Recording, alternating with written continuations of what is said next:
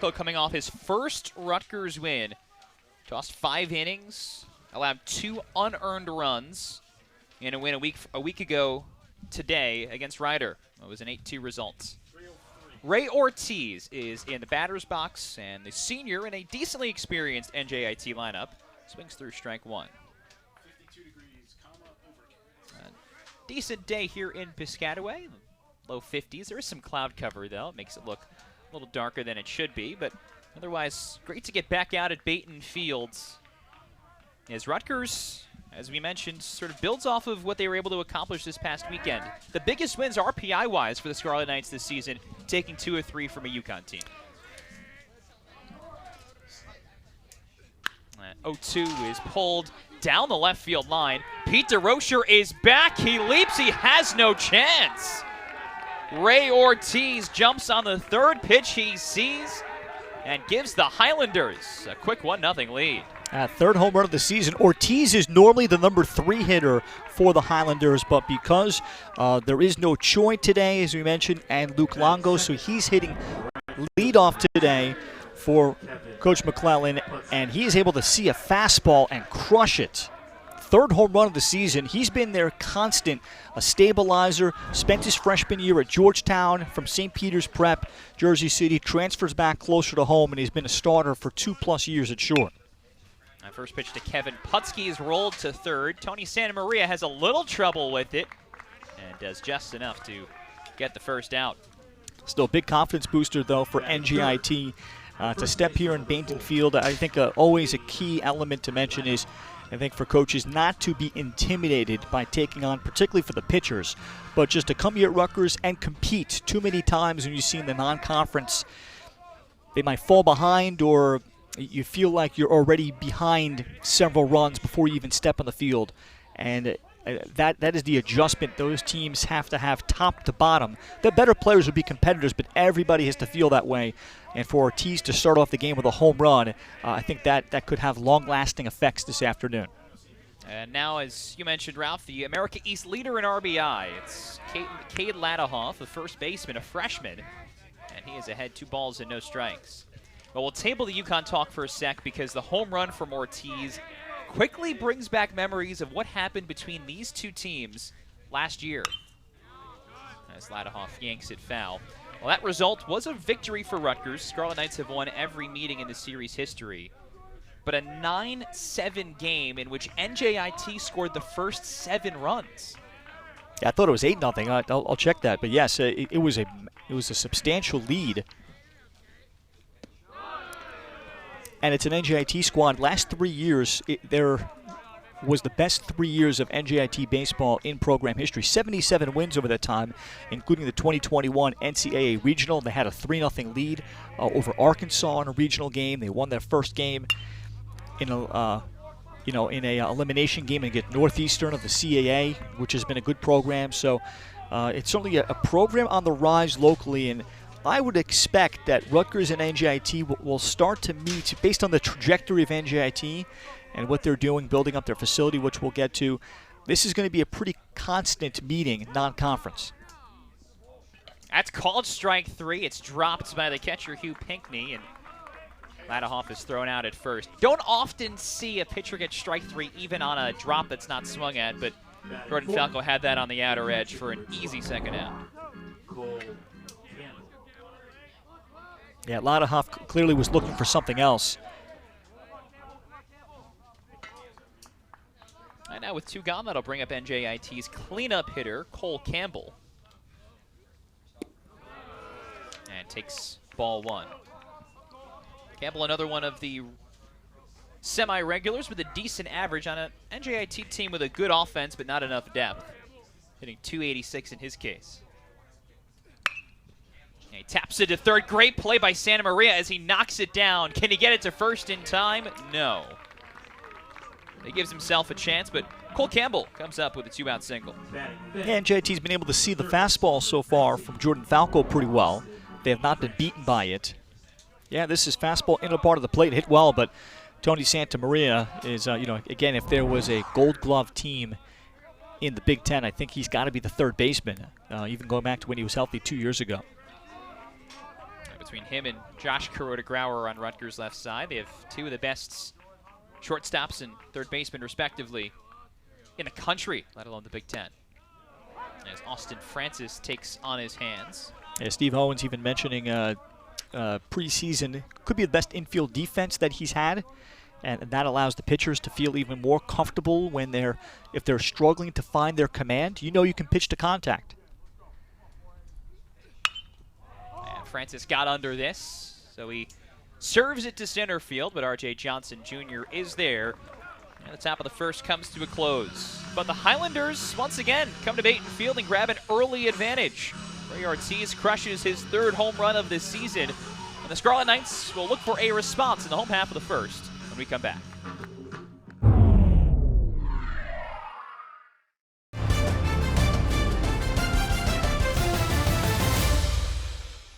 Yeah, Tommy John surgery as a true freshman in 2021, then had a cleanup in the summer of 23 after pitching in just 5 games 2 years ago. So it has been a long journey for Fullerton to get here, and number one, Robin McClellan was so proud that he has stuck with it. A lot of guys might have just almost medically retired and said, I just kind of I don't have the passion of the heart for this anymore. As Fullerton misses low 2-0, but he has kept at it. He's been throwing the ball physically a lot better. And this is a proud moment for him. He's got a fastball, but the curveball is his best pitch. Little late tail action on the fastball. We'll see if it can be effective today. And again, he's got to get ahead of Rutgers hitters consistently and not worry about the batted balls in play. Well, there's a pick-me-up for Jake Fullerton as Tom Gandolfo Jr. gives him strike one. And very quickly finds himself at 2-2. R.J. Johnson Jr., quintessential table setter for these Scarlet Knights with an on-base percentage 140 points higher than the average. Reaching base at a 44% clip. And here's the 2-2. And taps it slowly to second. Dylan Can has to charge to make the play. And there's one gone. Yeah, R.J. Johnson, I think, did a favor to Fullerton by swinging at the 2-1 pitch, which was probably inside ball 3. NJIT team that fields its positions decently well. 966 as a team on the fielding percentage, middle of the pack in the country. Now the depth for Rutgers offense, probably the best it has ever been under Steve Owens. Certainly improved from a season ago. Now one of the reasons why is Trevor Cohen, who's a 2-year starter as a sophomore and having a breakout year. And drives this the opposite way. Hanging for A.J. Soldra in left. And 2 quick outs for Jake Fullerton. Yeah, a little bit of an elevated fastball. So far, Rutgers has not been swinging at strikes to this point. So we'll see. Again, this is such a good lineup that wears out pitching. I think most personified in the UConn series. I think probably game 2, where Rutgers, I think against UConn, when you kind of read the tea leaves of the box score, as there's another hit by pitch. Yeah, right on Tony Santamaria's hands. Looks like he's all right. And so Santamaria will take first base. He's having a whale of a year. I mean, Rutgers as a team at the plate is having a whale of a year. That's the 62nd time they have been hit by a pitch. That's 6th in the country and tops in the Big Ten. And I think I think that's not a coincidence. That's not a random event. I think pitchers tend to overthrow against this Rutgers lineup, and they try to pound them inside because they're so good and powerful, so you've got to try to tie up their hands, and inevitably there's going to be hit by pitches. Santamaria is running. There's a strike. The throw to second is not in time. Rutgers leads the Big Ten in 6 offensive categories. Hit by pitch, one of them. Stolen base is another. Yeah, they're on a record pace at this point as a team. Strong throw from Cole Campbell. It was there, but I think Fullerton just a touch too slow to the plate. Maria might have done a nice job, too. You saw the tag go down between the hand and the leg. He might have hooked himself in there nicely, too. Mentioned it was a strong throw. And now it's a 1-ball, 1-strike count to Josh Kuroda-Grauer. I think we said this a week ago. I'm going to say it again. He's playing like the Big Ten Player of the Year right now. 12 doubles, Slugging percentage in the mid-600s. Of course, the batting average pops off the page at close to 450. Will this drop in? Yes, it will. And he's got himself a single. Right off of his hands. Josh Kuroda-Grauer able to beat it out. If there was ever a man that didn't need any favors, it was Kuroda-Grauer, and he gets one there in a little bloop. This is a very difficult play for Ray Ortiz because he knows that he has to wait for the spin to come off the turf. But you've got to charge it first to get there, and then you hope it comes straight up. If it comes straight up, he's got a chance to throw. If it goes east-west, no way.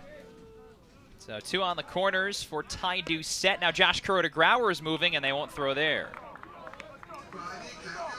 So Rutgers with some swipes gets 2 into scoring position for possibly the hottest hitter on the team right now in the freshman from Canada, Doucette.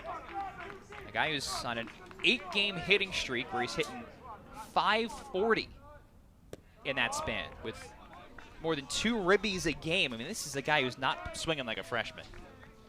And it's because there's runners constantly on base in front of him.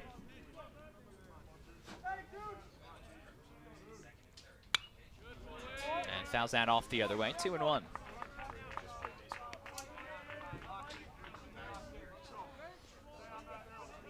Now the numbers for Doucette since coming off a leg injury are absurd. And now Jake Fullerton finds himself in trouble and very nearly hit Doucette. Biggest issue for Jake Fullerton in his very small sample size of his career is control. Hit batters and walks. And that is a strike, so it's 3-2. And when you've thrown so little, you don't have a routine of your release point. And for Fullerton, because he's making a start, I think in some ways it's like coming out of the bullpen, at least the first inning. He has a long time to prepare. Questionably, what does his second inning look like, too? Went with the curveball, and it's a nice take by Doucette to get ball 4. Yeah, it's a nice pitch by Fullerton. You could see how Robin McClellan talks about it. It is a nice curveball. It can be effective.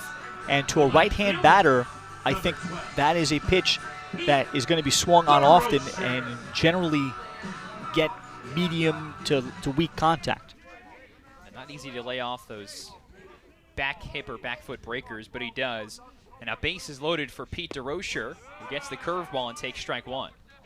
Yeah, good job going right back to that pitch. And now what that does is it can set up the fastball just to tie up a power hitting player like DeRocher's hands.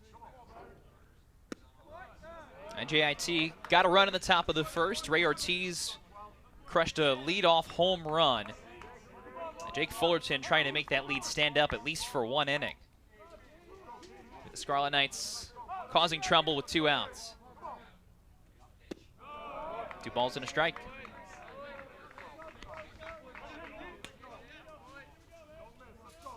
DeRocher, the transfer from Manhattan, who's been a near everyday starter for the Scarlet Knights.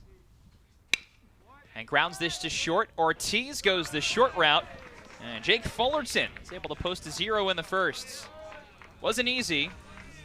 A hit by pitch and a walk made things challenging, but it is 1-0 NJIT as we head on to the second.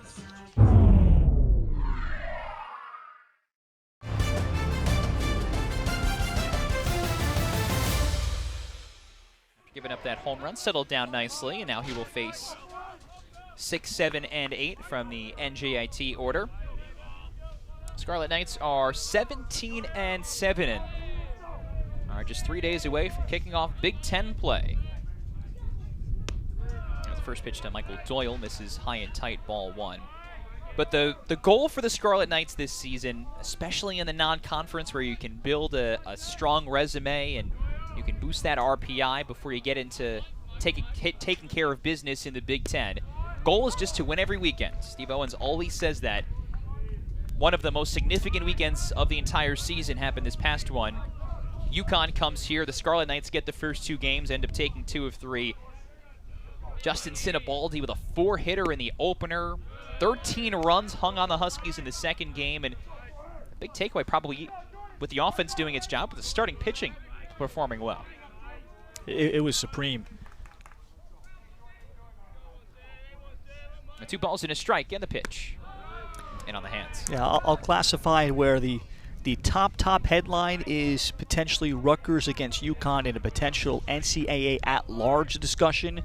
That is going to be critical if UConn happens to lose the Big East tournament. There's ball 4, so Michael Doyle will take a walk to first. So that's number 1, because I think there is a scenario down the road that the 2 teams can be matched up against each other in an at-large discussion, similar to 2 years ago. That could be repeating itself. And then number 2, Rutgers starting pitching against quality competition, maybe had their best weekend in years. Certainly their best weekend of the season. And it wasn't just Sinibaldi's best performance. As A.J. Soldra pushes this to third, a good one, and he's safe.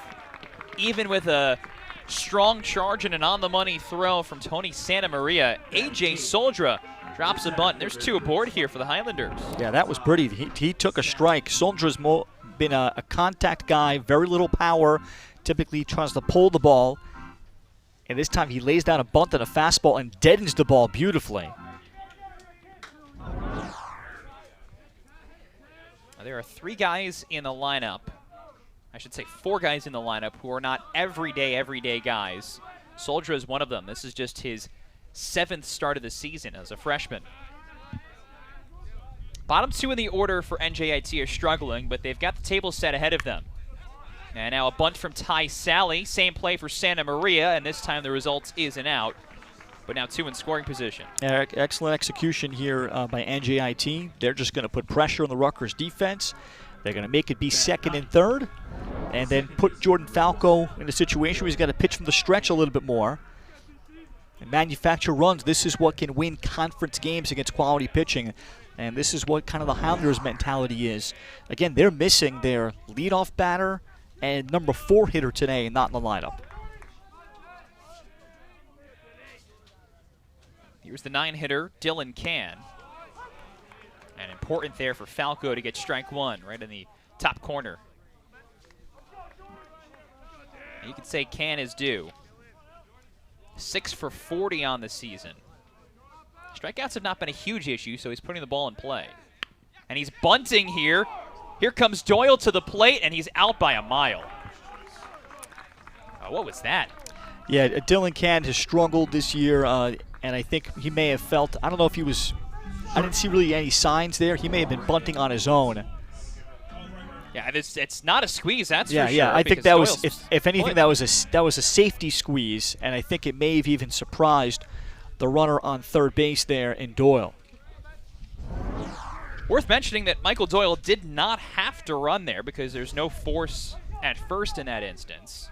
So Soldra follows to third. Ken is aboard on the fielder's choice, but now there's 2 outs. Although the guy who gave NJIT the lead is now at the plate, Ray Ortiz. And slider sneaks in there for strike 1. Yeah, that's where missing 2 key guys. Luke Longo last year setting an NJIT single-season record, 16 home runs. He's out, and then Albert Choi, who's their leading hitter this year, 307, came back for a 5th year after breaking his collarbone in a series at Missouri. He was hitting 377 last year through 13 games before a season-ending injury. He's normally the leadoff batter, so those are major pieces out. Strike 2. And one more thing on Choi. Did not play in this game last year either, but he's been a factor for NJIT since he was the conference rookie of the year. No balls and 2 strikes. Falco trying to work out of trouble. And he hit him. That was headed for Ray Ortiz's cheek. And now the bases are loaded.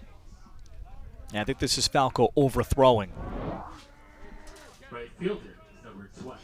He knows that Ortiz just homered off of him on a fastball and I think trying to do too much.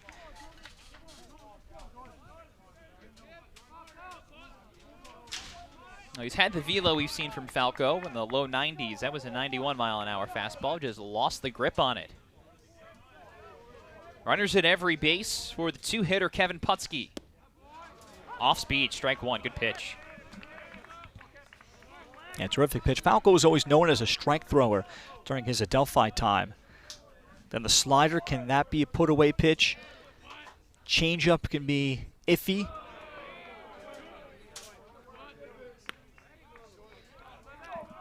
Not a huge strikeout guy. We look back to his best outing as a Scarlet Knight so far. It was the start a week ago to beat Ryder.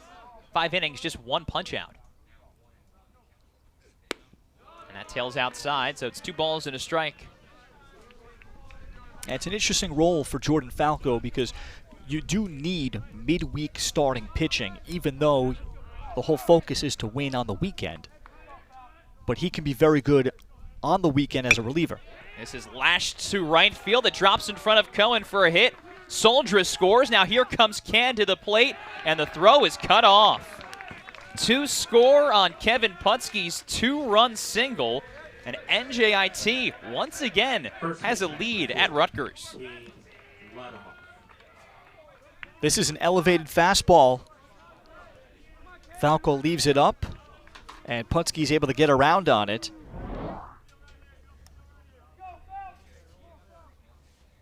And with 2 outs, NJIT, no question about it, sending the runner from second base, and Dylan Can. And now Cade Ladahoff has an opportunity to do more damage. But takes the slider for ball 1. NJIT in this top of the second has played some brilliant small ball, has nearly run itself out of the inning, and now played itself right back into 2 runs, thanks to Putski. And Ladahoff goes chasing to even the count. Yeah, I think that is the changeup from Falco, which is said to be 83 to 86, so it's not that much lower than his fastball, which is 89 to 92. That's where pitchers can get in trouble. You've got to locate that changeup well, though, within the sequence of the at-bat. That's what also will add to its effectiveness. That's a hit-by pitch for Ortiz. It has him at second, and Putski at first after the big single. And the 2-1. And it's foul tipped. So again, Jordan Falco gets to a spot where 1 strike ends the inning. He had Ortiz 0-2 before he hit him in the bicep. And now what can he do against the America East leader in ribbies? Another guy who's going to be in the conversation for Conference Rookie of the Year. Yeah, he's clearly the heavy favorite at this point. We look at the numbers, leading the America East in RBI by 7. He's got 28. Next guy is 21. 7 homers. NJIT does not run a ton, but if there is anybody that will, it's Ortiz. Cannot imagine, even as a mid-major trying to test a No, not Big in this Ten situation. School. Yeah. Not with Ladahoff up. And not third. Trying to keep him honest. Look at second in the 2-2. It's pulled foul.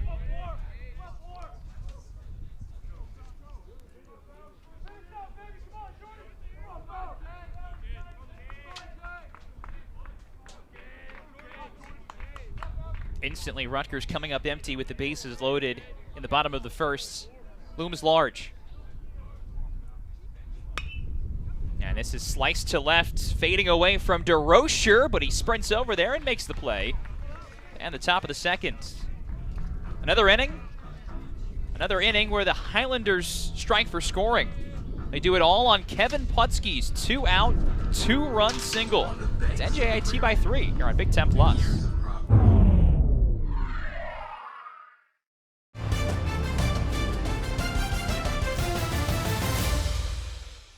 Well, for a guy who is making his first career start and having to do it at the best offense in the Big Ten, I don't think Jake Fullerton can ask for much more. 3 runs from his offense in the first 2 frames. Wiggled himself out of some self-induced trouble in that bottom of the first, and now it's the bottom third of Rutgers' order, starting with Jackson Natili, the freshman DH, who had some big swings in Rutgers' series victory over UConn this past weekend. The 2 biggest, his first 2 career home runs. 1-1. The impact of freshmen like Natili and Ty Doucette, a couple batters before him, one of the reasons you could say this Rutgers offense is deeper this year. And I think it's also the guys that are not just like 2 years ago. The 10th and 11 guys are also quality when they get plugged in. Johnny Volpe not in the starting lineup, but basically tons of starting experience. Almost a 4-year starter at Rider. So let's say he's your 4th outfielder. One of your 3 catchers, J.D. Jones, is a Miami transfer. So Justin Sweeney, who struggled, but he has tremendous power.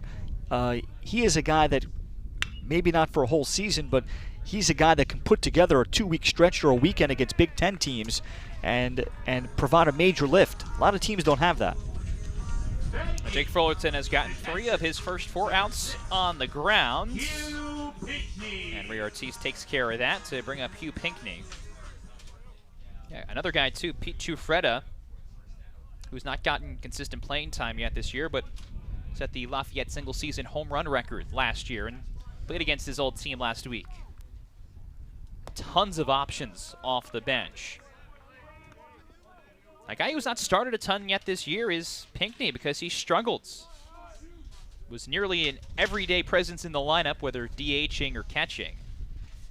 But hitting just 158 and didn't play at all against UConn. Yeah, at this point, and I think it's been well established now for, almost 3 weeks, that Steve Owens knows basically 7 guys hands down. He doesn't have to think about running in the lineup. Pinckney sends this the opposite way. It's going to get out of play. And I would say, at least compared to 2 years ago, he had a very nice platoon at DH. I still think he's looking to see maybe to narrow down what the platoon at DH might be. He may not find one guy, but who are the 2 primary guys? And Pinckney drives this better to left field. Soldra spinning back, but has room right on the track. And there's 2 gone. One reason Pinckney in the lineup, you want to get his bat going with Big Ten play next up, but also his on-base percentage is double his batting average. So on-base percentage in the 300s, so good sign. Yeah, DH is like for all programs across the country, kind of serves as a matchup area. Whoever the other team's starting pitcher is, if you have depth, you give a guy 2 to 3 at-bats against the starter, and you like the way they match up, and you let them go. And right now for Rutgers, I think there's at least 3, if not 4 players that could be in that conversation, as opposed to two consistent guys that Steve Owens had 2 years ago. Driven the opposite way by Love, and it's down for a 2-out single. Let's see if Rutgers can do a little bit more with 2 out. Picked up a pair of 2-out hits in the last inning. Let's see what their opportunity is, so what they can do right here. I think important here for Jake Fullerton to throw over at least once, and he's got to be quicker to the plate. Rutgers stealing 2 bases in the first inning. And at the same time, he can't miss to Johnson either. Johnson grounded out his first time. And Love at first is 4 for 5 on stolen bases. Told you this is a Rutgers team that leads the Big Ten in swipes. 83% is a team, 85%, pardon me, is a team. And this is rolled to second and under can. No surprise, there goes Love, first to third. And Rutgers has a guy 90 feet away with 2 outs. Right fielder, number 4. Just got on the glove of Dylan Can, but hit well too hard. And on 1-0, Fullerton had to deliver a fastball. So he was certainly given the earful by Robin McClellan and the coaching staff, Matt Greeley, Anthony DeLeo, and the NJIT bench. Great to have a visit with them about the importance of not falling behind these Rutgers hitters. Big spot for Trevor Cohen. I know it's just the second inning. Rutgers would like something here as he takes that one off the plate, but strike 1. Cohen with 43 hits, 5th in the country, 394 batting average, top 5 in the Big Ten.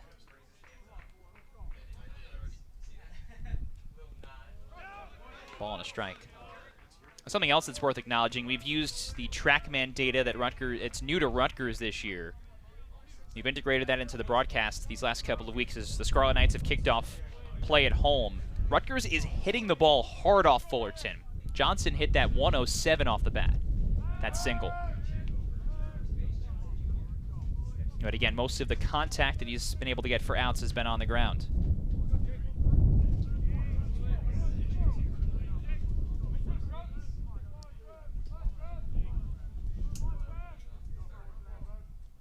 Johnson goes from first as Cohen flies it the other way.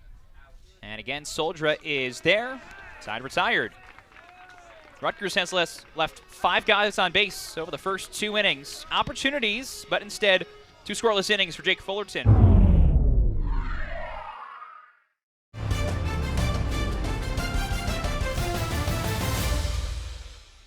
The 3rd inning here in Piscataway. Rutgers wrapping up a 6-game homestand at Baton Fields. A couple of midweek wins this past week over Ryder and Lafayette. 2 out of 3 against UConn, and now trying to close it out with NJIT. Before Rutgers heads on the road to visit Michigan State. Pretty challenging Big Ten slate ahead for RU. And trying to get out of this with 1 more win is Cole Campbell. Takes strike 1.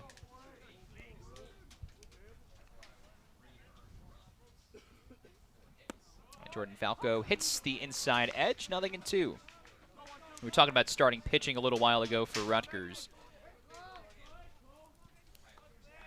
Justin Sinibaldi, Big Ten Pitcher of the Week with his 4-hitter Friday. Even the guy Saturday and Sunday pitched quite well, as that just misses. Christian Coppola with one of his best outings of the season on Saturday. Yeah, 5 2/3, and then Jake Marshall, bullpen, 3 1/3 to pick up a save. And then Zach Konstantinovsky, 5 1/3 on Sunday. That's terrific starting pitching against quality competition. Ooh, it's booted by Doucette. Falco covered. They still get the out. Falco pays off with some PFP. 1 gone. Yeah, Jordan Falco did not take this for granted. It would appear to be pretty easy, but again, it was hit hard enough where that last hop really came up on Ty Doucette, handcuffed him a bit. So Falco playing his position. But yeah, I think that for this particular Rutgers team on the field, I said number 1 headline was the at-large possibilities, the resume building. 2 out of 3 against UConn did, but on the field, clearly the starting pitching against a UConn team that's probably going to win 40 games. You know, they're going to, I'm sure, dominate the Big East and probably not lose a series. And they've played a hard schedule too. So it's going to be high RPI wins on top of the head-to-head at-large, whether it's going to be direct or subconscious. I think at the end of the road could be significant. And then for Rutgers to get that out of their starting pitching, if anything for Steve Owens, I'm sure he was trying to go into this coming weekend against Michigan State and into Big Ten, having some more roles defined for his bullpen guys. But he really wasn't able to use bullpen guys, barely, because the starters pitched so much. And one of his relievers, 3 1/3, Jake Marshall. So he wasn't able to maybe get as much of a look as he might have hoped.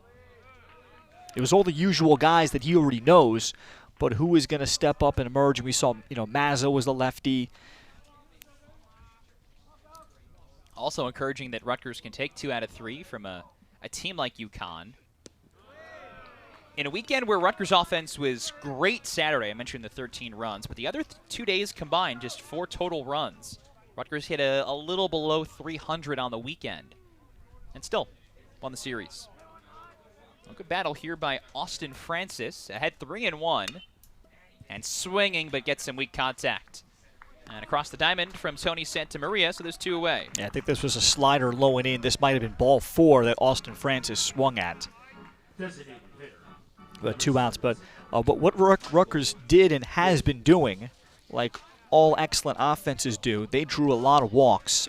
8 walks in Saturday's game 2 in back of Coppola and Marshall, while the staff only walked 3 themselves. But Rutgers hitters, 8 walks. Oh, this is tagged by Michael Doyle. 2 left, but right on the track. Pete DeRocher brings it in. Hit well, maybe not hard enough, certainly not long enough. Now still, NJIT can be happy with the first 2. Jordan Falco gets a 0 on the board. We'll see what the Rutgers offense can do when we come back.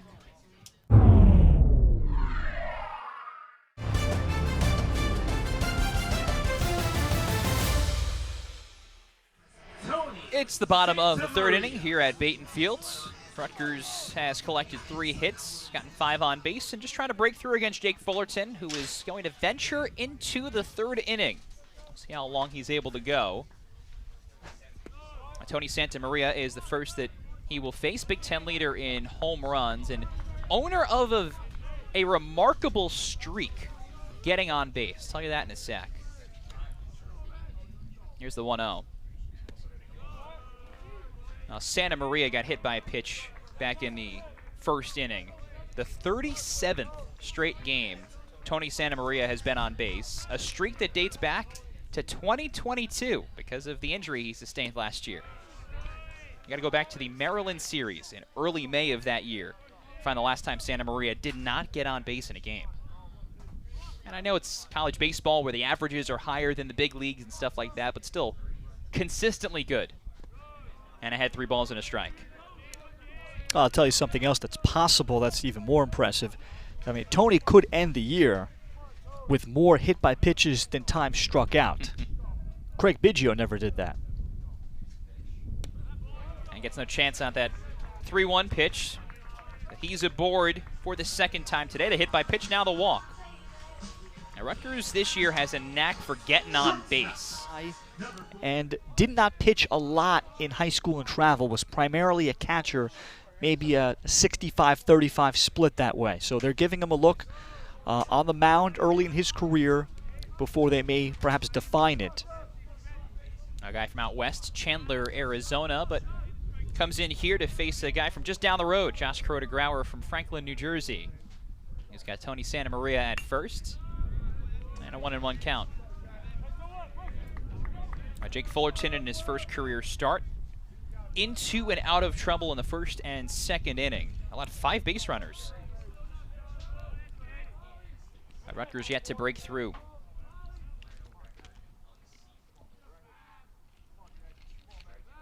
Healthy lead at first by Tony Santamaria.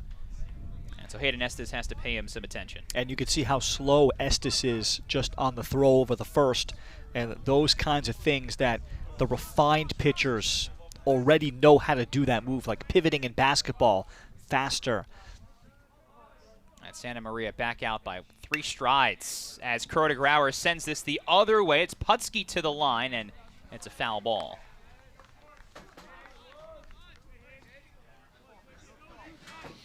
And there's been plenty of kind of catchers turned pitchers that have had success. Most noteworthy one in the Northeast, Jason Mott, who went to Iona as a catcher, left as a draft choice, as a relief pitcher and a closer, and had a long major league career. Estes ready for the 1-2. And it's chopped through the right side. There's his single. Santamaria with that massive lead chugs his way over to third. So Rutgers again has runners in scoring position, but this time they do it to start off the third. Yeah, it's a high fastball, and Crota-Grauer is just such a hard out because he doesn't get himself out. Okay, he just takes what the pitcher gives and doesn't try to overswing or do too much with it. You can't homer on every pitch, but there are guys that try to do that. Instead, Crota-Grauer is just hitting the ball everywhere where it's pitched hard, and that's why he is #1 in the Big Ten with a .433 batting average. And he is running. That's a ball. The throw to second is not close. And so Josh Crota-Grauer has swiped a pair of bases in his first 2 times on base. 14 swipes this season. Yeah, and this is really on the pitcher because Estes is still slow to the plate. Not great velocity, but also his move from the stretch, I think, is a little slower too.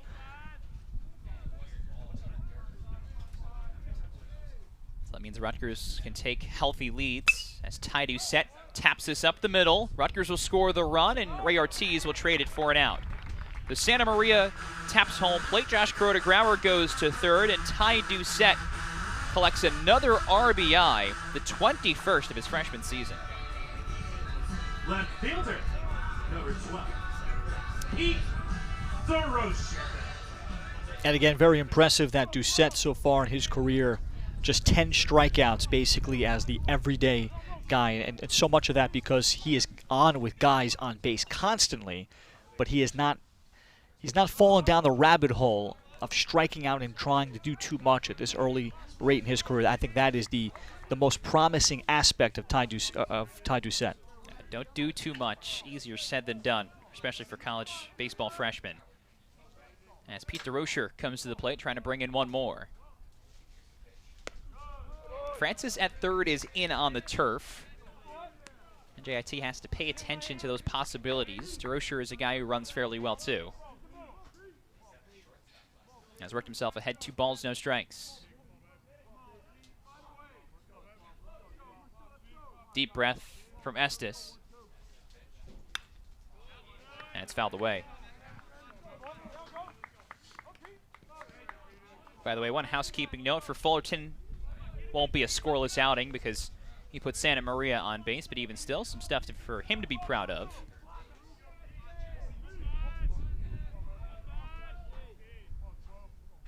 Two-one. Swing and a miss. DeRocher got tied up on off-speed inside and makes it 2-2.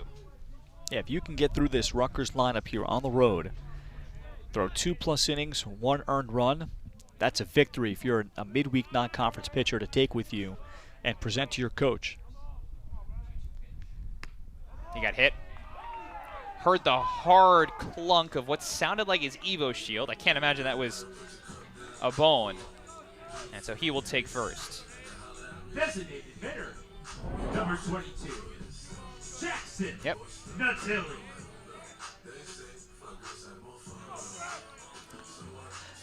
Yeah, that's a fastball that continued, that never tailed. I think actually might have been trying to throw a slider that never tailed back in. Looking at the spin of the ball.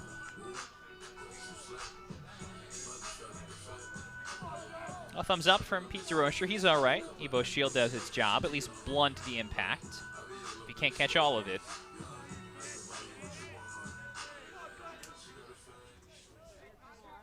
Well, aside from getting guys in so far, you like what you've seen from Rutgers' offense. It's put 8 guys on base. We'll see what Jackson Nutilli can do. DeRocher's running, taking all the way, and here comes Kuroda Grauer to the plate. Out at second, but Rutgers will get the run. So DeRocher's thrown out. Kuroda Grauer broke as soon as Cole Campbell released that throw, and so he swipes home and makes it 3-2 NJIT. Yeah, file this away in the back pocket for Big Ten play. Everybody's going to see the video of this and see even the delayed steal of home for Rutgers is available to them. But for Cole Campbell, the ball skipped in, and that's what the read from Kuroda Grauer. He realized, you know what, I can take home in this case. And 0-1 to Nutilli makes it a ball and a strike. So Rutgers offense comes through here with 2 runs in the third. The Scarlet Knights team, it's averaging more than a run in an inning, 9.1 runs a game. It's good for top 25 in the nation. Highly, highly productive.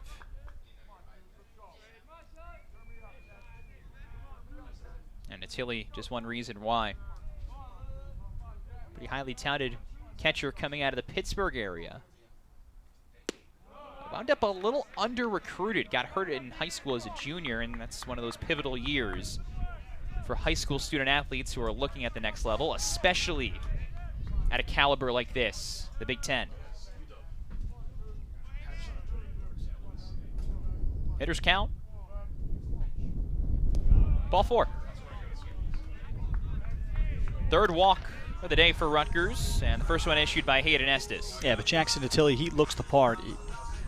Just show up to a workout, and obviously I'm sure Steve Owens, Brendan Monahan, who was a catcher during his time at St. John's, and the minor leagues with the Orioles, realize sometimes they're, fortunately with catchers, you can see so much aside from a game, just like a pitcher, where you say, all right, we're automatically interested, and we've got to give a hard follow. Yeah, Rutgers was pretty sold on Nutilli from what it sounds like, from a pretty early spot out of Peters Township High, out in western PA.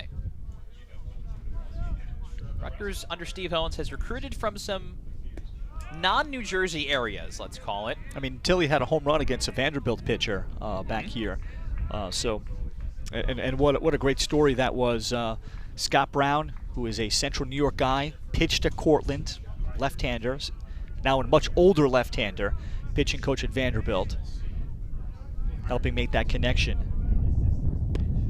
And Scott Brown, former pitching coach at St. John's with Brendan Monahan years before new assistant Danny Bethea. So all of that connection, and for Vanderbilt to come here to scrimmage Rutgers, I think was also just a banner moment for this Rutgers program, that someone of that ilk decided to come, felt we were good enough where it would be productive for them to scrimmage us. Yeah. I know Vanderbilt turned it into, visiting New York City, 9/11, so they turned it into more than that. But nevertheless, they thought it would be noteworthy for them to come scrimmage Rutgers too. And it was an outstanding day, by all accounts. A couple thousand people. The berm at Baton Field was absolutely packed with people and cars. 2-1 to Hugh Pinckney is driven the other way. Soldrick gives chase and struck well, just foul. And so a 2-2 count for Pinckney, who could really use a big swing. Yeah, and who would have thought that fall baseball would be a massive draw? A massive draw in the north or northeast area. Baseball used to be played, real games used to be played in the 70s, early 80s in the fall in the north. Estes has gotten this to 2 strikes. Small lead for Natilli at first. And again, Pinckney fouls it off.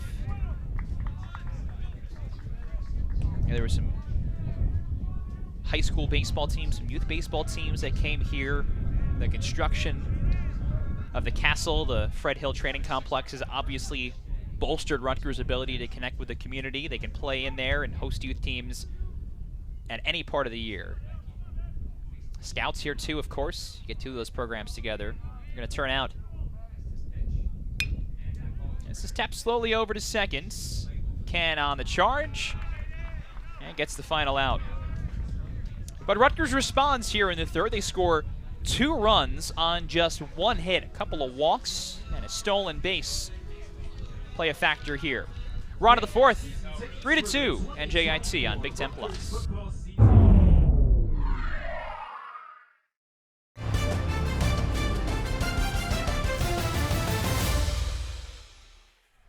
AJ Soldra, the first batter that he is going to face. A part of the 2-run second inning rally. Got a single, came around to score. Well, Ralph, we were just talking a moment ago about the great turnout here at Rutgers for the Vanderbilt fall scrimmage, which Rutgers, by the way, did win every 6-inning segment of, and there were 3 of them. Rutgers more broadly really building out its baseball facilities. The Fred Hill Complex a couple of years ago. The lights that were installed at Baton Field in time for the back half of last season, and have made this an outstanding place to take in a college baseball game. We can't have the facilities conversation with NJIT here and not talk about what their new home ballpark is. Yogi Berra Stadium in Montclair. Yeah, it's a long time coming. Major credit goes to NJIT Athletic Director Lenny Kaplan, because I'm sure it was a journey, it was a marathon. It probably felt like he read the entire volume of encyclopedias before finally NJIT landed on a deal that worked. They had been looking all over for years to try to find NJIT baseball a permanent home or a permanent solution, and they come up with a partnership with Montclair State. 2-2. That fastball is fouled off. And that's where the Yogi Berra Museum and Stadium is, on the campus of Montclair State.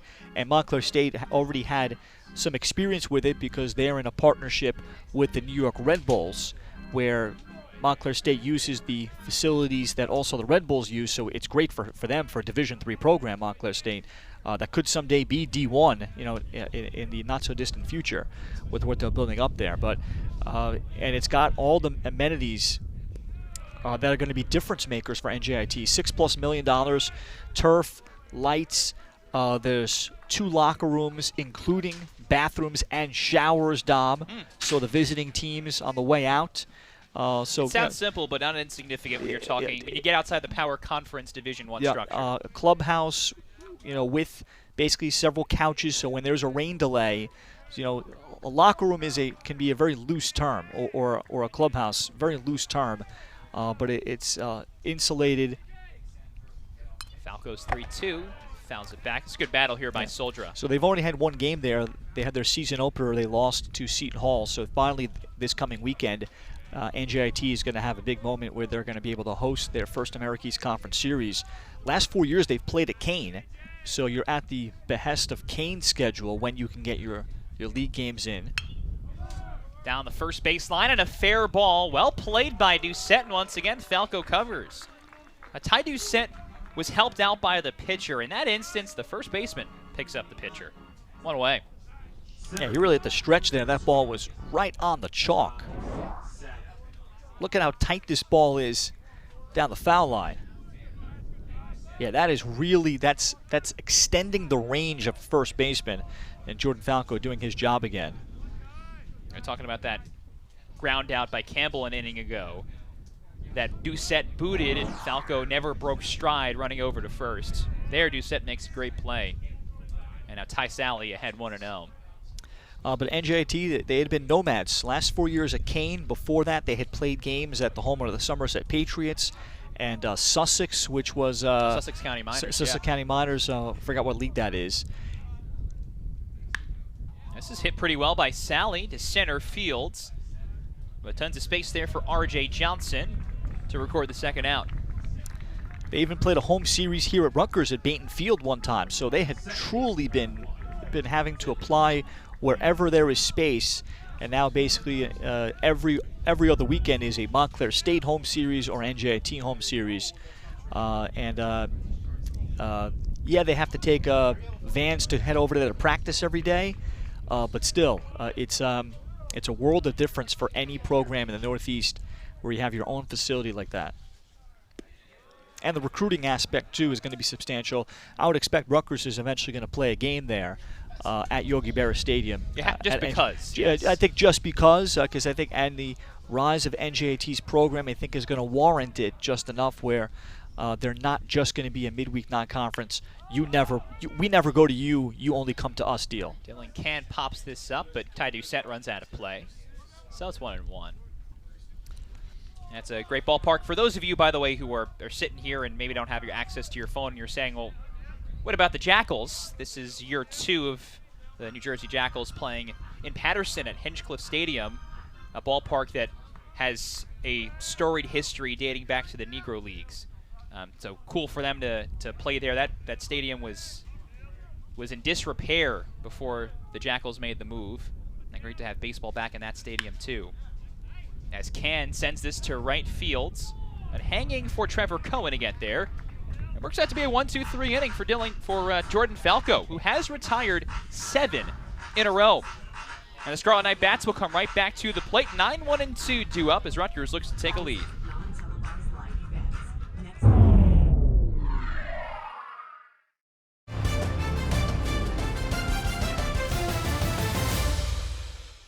Love will start off the home half of the 4th inning. Hayden Estes getting a second inning of work. Freshman who relieved NJIT starter Jake Fullerton after 2+ innings of work. That first pitch swinging, first pitch hitting. Cam Love has himself a 2-for-2 day with a pair of singles. We've said this so many times, but my goodness, there is not a better 9-hitter in the Big Ten at least than the .350 hitting Cameron Love. Yeah, that sounds like a very good game note and a graphic to do side by side. But Cameron Love is he's a perfect number 9 batter because he profiles as a double leadoff, just like in softball. He gets on base, he can be moved over. And R.J. Johnson Jr. thinking bunts with all this speed here in the double leadoff. Rutgers thinking it's a small ball, but it's ball 1.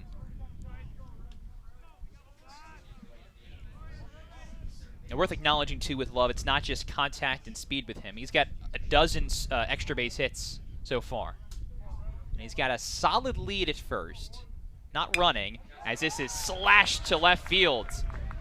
Love will stop at second, but back-to-back singles to kick off the home fourth for RU, looking to take its first lead of the day. Yeah, and this is Rutgers hitters and coaching staff making adjustments on Hayden Estes. They see that he's leaving the fastball a little bit up.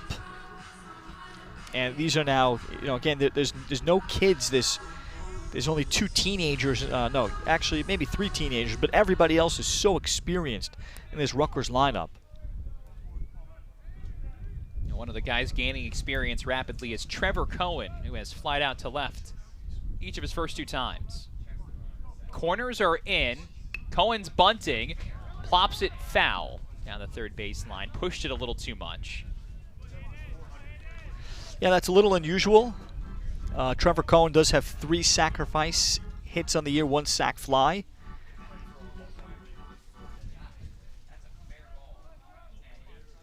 Especially against a freshman pitcher it's not 100% just a pitcher. I don't know if Trevor was bunting there on his own. He's flown out a couple times against the elevated fastball, so I'm surprised to see that from him here. The corners stay in. Francis at third, Ladahoff at first. And they check at Love at second.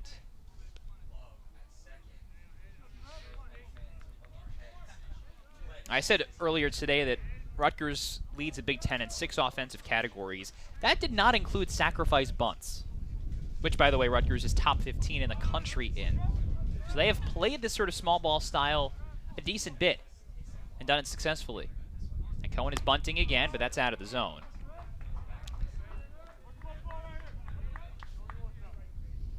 Yeah, this could be where Steve Owens is just trying to have everybody be comfortable in situations against quality pitching. You're facing a great Big Ten pitcher. Everybody have the not have it be a foreign concept. Try it again, and that's pop foul. Got the bat under that one up at the top of the zone. And so it's now 1 ball and 2 strikes. And even though you're a potential draft choice hitter someday, Steve Owens wants nearly every one of his guys to be able to lay down a bunt if he calls for it. That there are going to be situations against quality competition. He doesn't care what you're hitting or what your profile is, but the situation warrants it. Now you would imagine Cohen swings away now. Pretty good guy to have swing away. And slashes it foul. And Cohen up near 400 with a batting average. He ranks 4th in the Big Ten in that metric. As Hayden Estes goes in search of a much-needed first out. This is driven to left. Soldro was in, now out. And back pedals there. Love is tagging. The throw is cut off.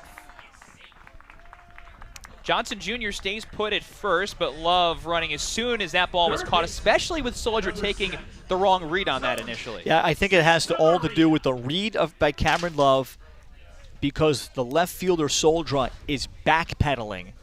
So he doesn't have his feet set to throw. So even though the ball is hit in front of Love, he recognizes, I'm going to be able to gain a few extra steps because the outfielder is not ready to crow hop and throw. Now Tony Santa Maria, who has been on both times so far. Neither on a hit. That's a little below the knees to make it 1-0. As many homers as doubles this year for Santa Maria.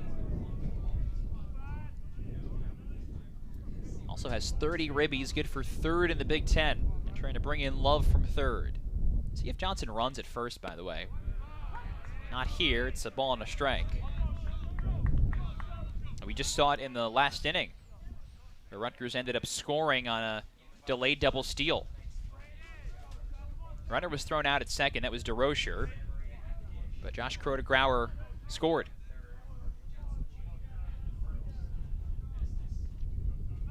He was leaning there, but we've been talking about it, Ralph. Hayden Estes does not have a pickoff move, and that's why Johnson is safe.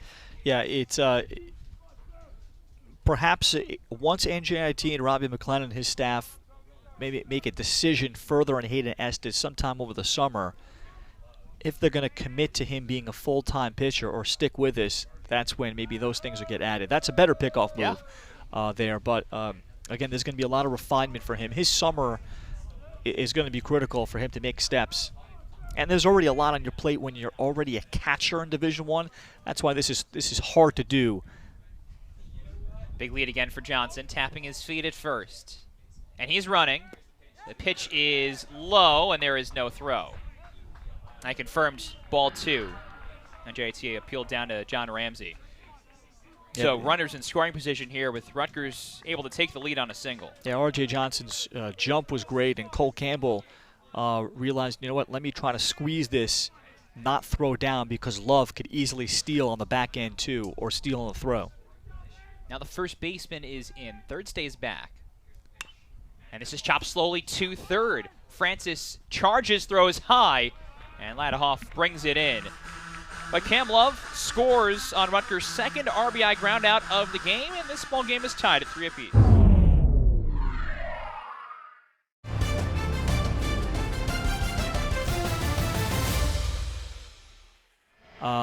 He can close.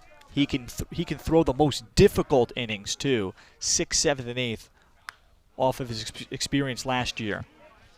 Well, if you're wondering why the timing, Falco only threw 60 pitches today. Gives up 3 runs in 4 innings of work.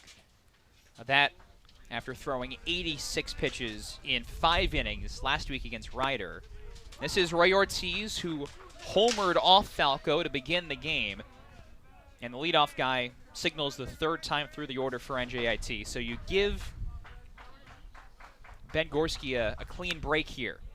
As that 12-6 curve is chopped over to 3rd. Ortiz has speed, but Santa Maria's got an arm, and there's one away.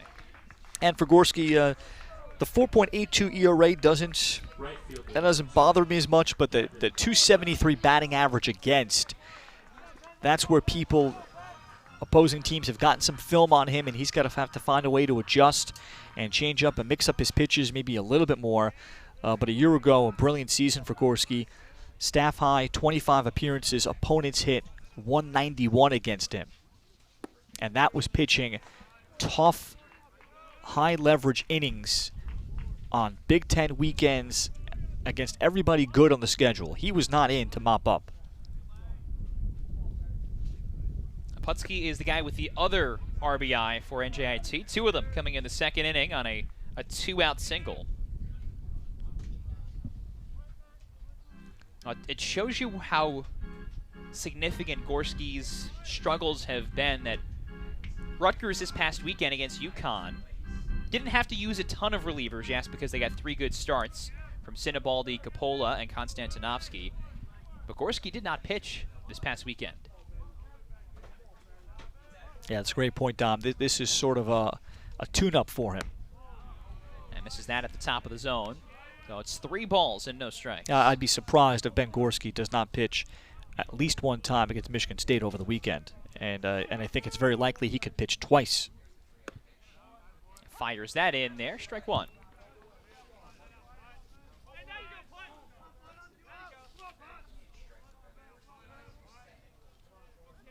Yeah, Gorski was a twice-a-weekend kind of guy in the Big Ten last year.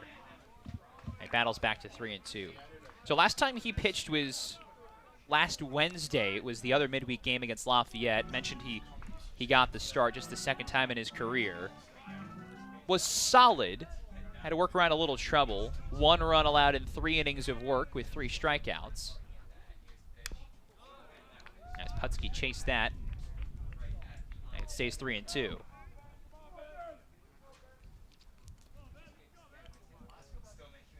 And I think the hitters around the Big Ten, they're now familiar with that curveball that is excellent. I think they sit expecting it.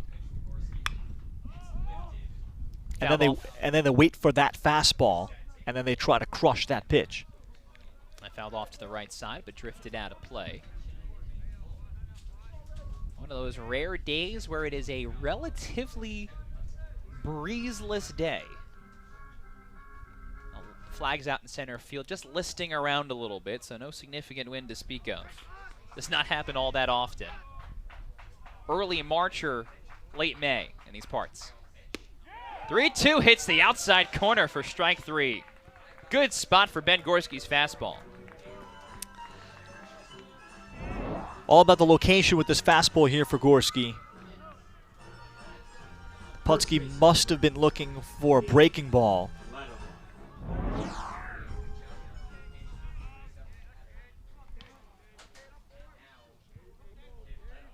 Two outs to begin Gorski's outing. Wouldn't be surprised if he goes a couple of innings in this.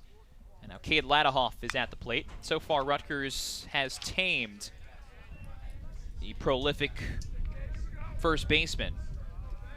0 for 2 so far. Yeah, the clear favorite for America East Rookie of the Year and perhaps even first team All-League.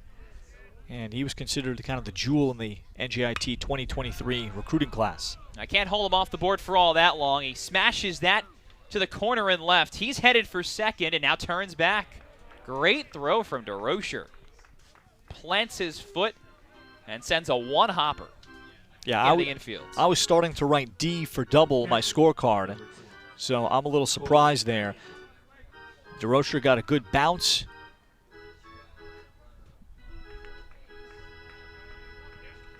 Ladahoff hitting for a solid average as a freshman, 284. Especially as a guy who's in the middle of the lineup. It is not easy to do with some of the teams that NJIT has faced. And now Cole Campbell swings to the first pitch. It gets by Santa Maria. Kuroda Grauer off his back foot gets the out. Made it look easy. Josh Kuroda Grauer was just sliding over as some possible support there for Santa Maria. Emotional support, most cases. But what a throw from his heels to get the final out of the inning. Rutgers Nation, your schedules for Saturday.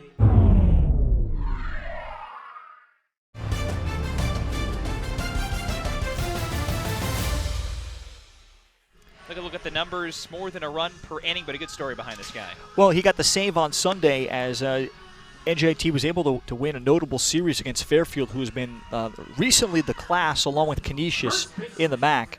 So he picked up his first career save. NJIT is still looking for a closer, so this is an opportunity for him to try to build off of that. Only 7 strikeouts. Issue has been 12 walks for him, but it was a big moment for him in his career ascension. He is only a sophomore.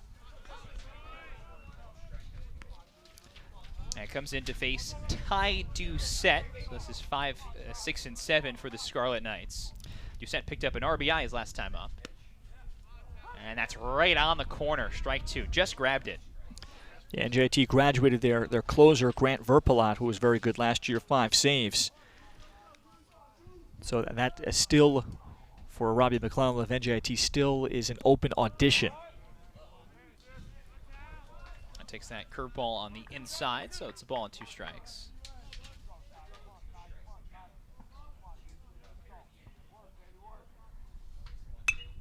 Fastball that time, and it's sprayed the other way by Doucette, who's just trying to keep the good times rolling, is what he told us last week.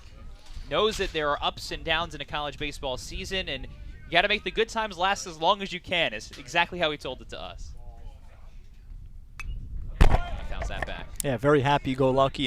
His journey has been fascinating. When you come from Nova Scotia, I think, as he described it, baseball is improving there. Certainly, University of Maine has done very well with Canadians. That's part of why they've been such a good program.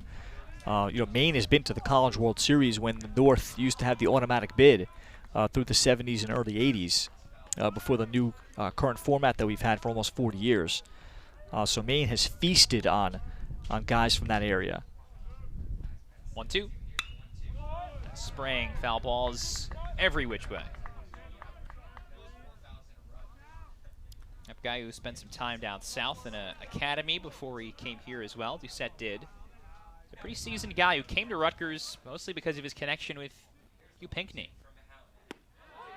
Curveball, strike 3. That's a good break right there. Halinak's been around a little bit, a sophomore, and strikes out the first batter he faces. Left fielder, number 20.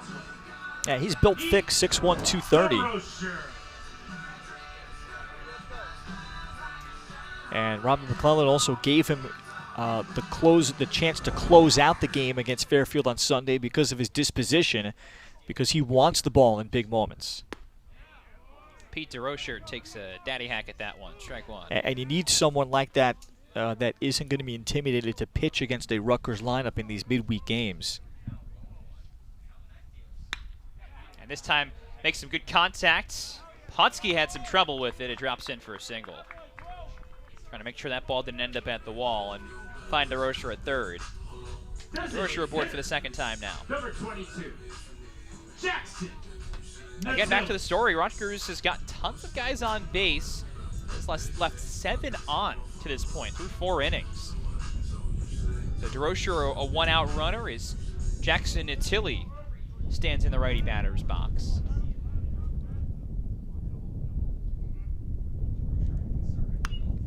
And don't forget, DeRocher got caught stealing on what wound up being a delayed double steal and a successful swipe of home by Josh Crow to Grauer.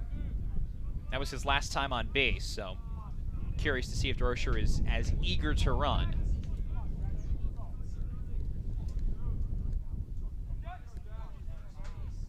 Not going as that one settles inside.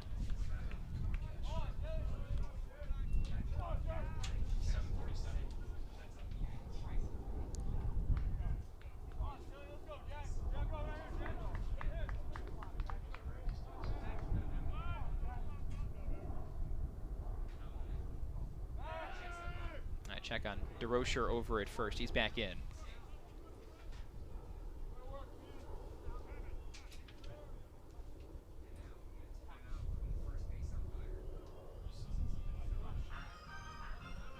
Now time here is to reset the scoreboard.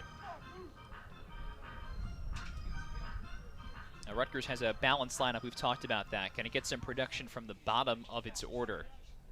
That's the goal here. Smaller lead for DeRocher, but same result to check at first. Yeah, DeRocher 4 out of 5, but NJIT coaching staff has seen how aggressive Rutgers is on the bases. You know, they've been as advertised, and they've played to the scout today. He's going until he pops it. DeRocher digging back as that one's caught. Well done by Ladahoff. Over the shoulder grab by the freshman to get out number 2. Yeah, Ladahoff, first base is not his primary position.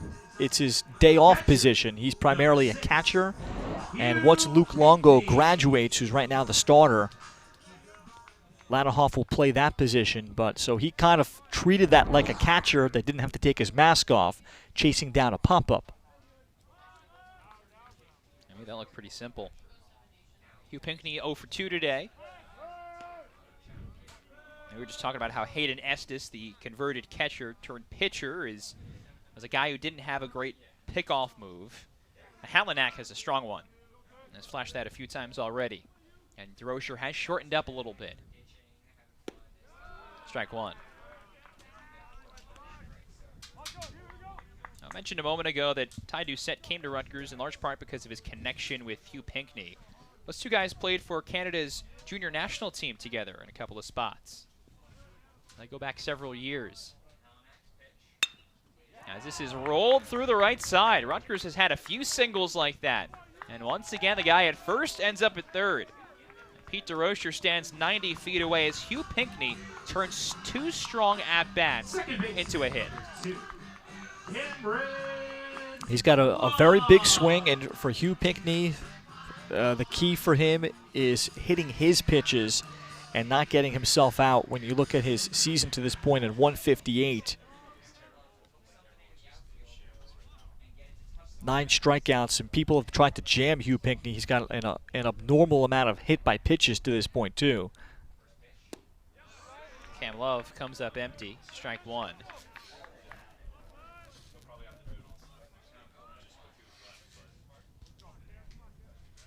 Rutgers, nearly every inning, has had an opportunity to score somebody with 2 outs. And Love has a single each time so far. Looking for one more right here to give Rutgers its first lead. NJIT scored in the first at-bat of the day. Ray Ortiz with a solo shot to left. An inning later, Kevin Putski brought in 2 with a 2-out single. But Rutgers has scored the last 3 runs. And now Love trying to make some noise with 2 strikes.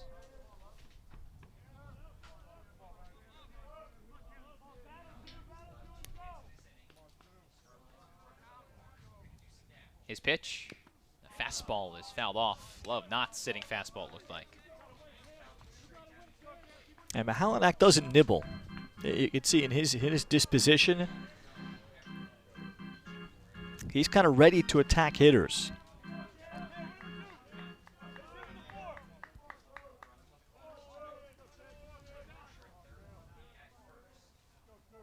Here's the 1-2. And again, it's fouled off at the plate. And I think that's the first time we've seen him throw a changeup, so definitely didn't have a lot of sink to it. That's definitely a pitch that is in development, but it was a show-me pitch that kept Cameron Love off balance. Now I expect him to try to extend the strike zone here on Cameron Love and throw the fastball somewhere outside the zone. Mahalanak tries again. Pinckney goes from first as that one ends up tight. And Pinckney was trying to get hung up there. He stopped 3/4 of the way. No luck. Clearly NJIT is giving second if there's a guy at third. Hugh Pinckney should get a stolen base for that, I think. He will. It's his first swipe of the season. And now this is rolled to the left side. It backs up Francis. Has to uncork a good one. Ladahoff can't dig it. That's going to go as a single for Cam Love. Most significantly, Rutgers has its first lead today. Yeah, this play was trouble from the beginning for Francis. He has to back up on the ball. There's really no way to handle it. If anything, what he could have done is circle to it and try to throw on the move. Let's watch. Perhaps you can throw while running to the ball. Instead, he tried to stop and plant. Either way, with the way Cameron Love runs, it's going to be super difficult. And now he's headed to first, or to second, pardon me. As first pitch to R.J. Johnson is low. Rutgers really is running wild on NJIT. The swipe by Love is the 6th one the Scarlet Knights have racked up. And again, 2 in scoring position. Worth acknowledging, 6 swipes out of 7 tries. That is with Kuroda Grauer's quote-unquote swipe of third not counting as a steal because he was running on the throw on a delay.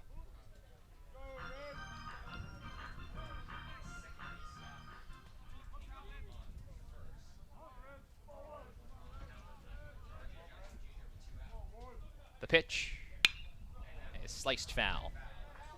Rutgers has hit several pitches really well and either hit them right at outfielders or pulled them foul.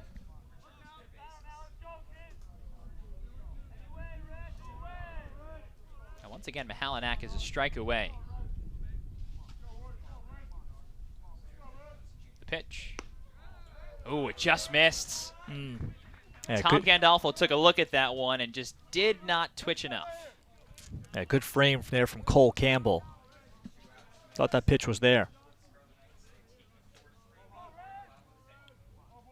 2-2. It's over the shoe tops, and now the count is full.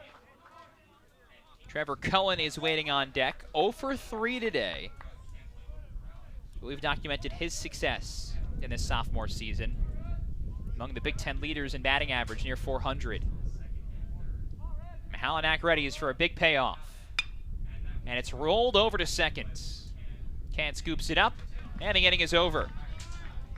So Rutgers leaves 2 in scoring position, but most importantly, it has a lead for the first time. On Cam Love's infield single, able to score Pete DeRocher. The Scarlet Knights will try to protect a lead as we head to the 6th. Sir Henry.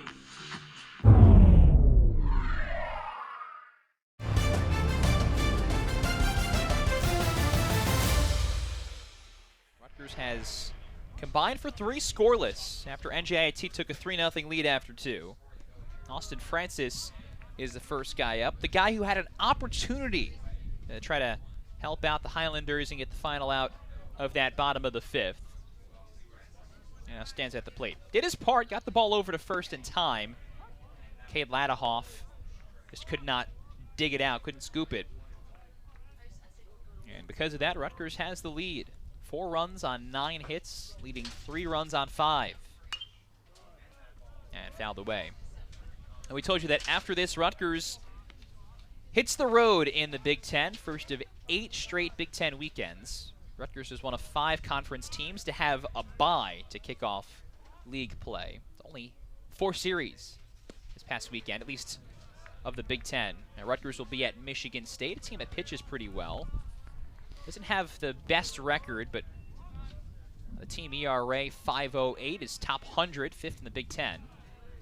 Top 100 nationally, but you look at the schedule for the Scarlet Knights in league action. I mean, it's a pretty tough Big Ten schedule, especially look at late April, back-to-back road weekends at Iowa, at Indiana. That was an odd piece of hitting by Francis. Pulled the bat in to hit it on the hands, and he grounds out, one away. And Iowa was the lone team ranked in the preseason top 25 by D1 Baseball. Right now, the Big Ten does not have anybody ranked, any of their teams. Iowa is not there, but Iowa is considered to have the best arms and pitching, led by the preseason pitcher of the year, Brody Brecht. And then they have the 3 and 4 top prospects for the upcoming draft that are both pitchers. Michael Doyle, once again, first pitch swinging and pops this over to the right side. Love with a long track and makes the catch. 2 quick outs for Gorski. And that series, particularly on the road for Rutgers, that will be this offense's biggest test to see, I guess, to find out to what degree are their numbers, they have loud numbers, to what degree are their numbers very legit? Are they going to be able to find they're going to be able to pound Iowa pitching to the degree that they did against UConn? Or are those going to be, where the winner gets 4 or 5 runs each time out, and where they're going to have to execute and move runners on base rather than perhaps waiting for the big inning? And that's why. But this team is prepared for that because of their speed. Now, Rutgers has some challenging home series too. Not to be mistaken, the 2 that stick out. Mid-April, Nebraska comes here. Nebraska right now is the top team in the Big Ten RPI-wise. They come in 10th today. As A.J. Soldra pops it up, it's going to get out of play, makes it 2-1. The number 2 RPI team between Nebraska and Rutgers, who is in 3rd at 39, that's Maryland, and Maryland comes here the first weekend of May. One of those games will be on the Big Ten Network, by the way. Just Scarlet Knights overall have some of the best teams in the conference. And that Maryland series between these 2 teams always fun. And that BTN game, the BTN broadcast from Baton Field, will be the first network TV broadcast from Baton Field ever. Thanks to some improvements that this program made with the facility during the offseason. Beautiful breaking ball from Gorski. It's strike 3, and the side is retired. Tied up Soldra and broadcaster on 1 pitch. Wow, that falls off the table.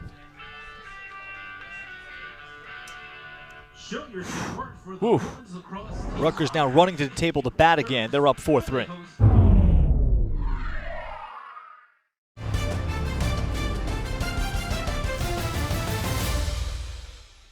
Trevor Cohen leads off the bottom of the 6th inning for a Rutgers team that has played well so far at home and is trying to wrap up its first home stand in successful fashion.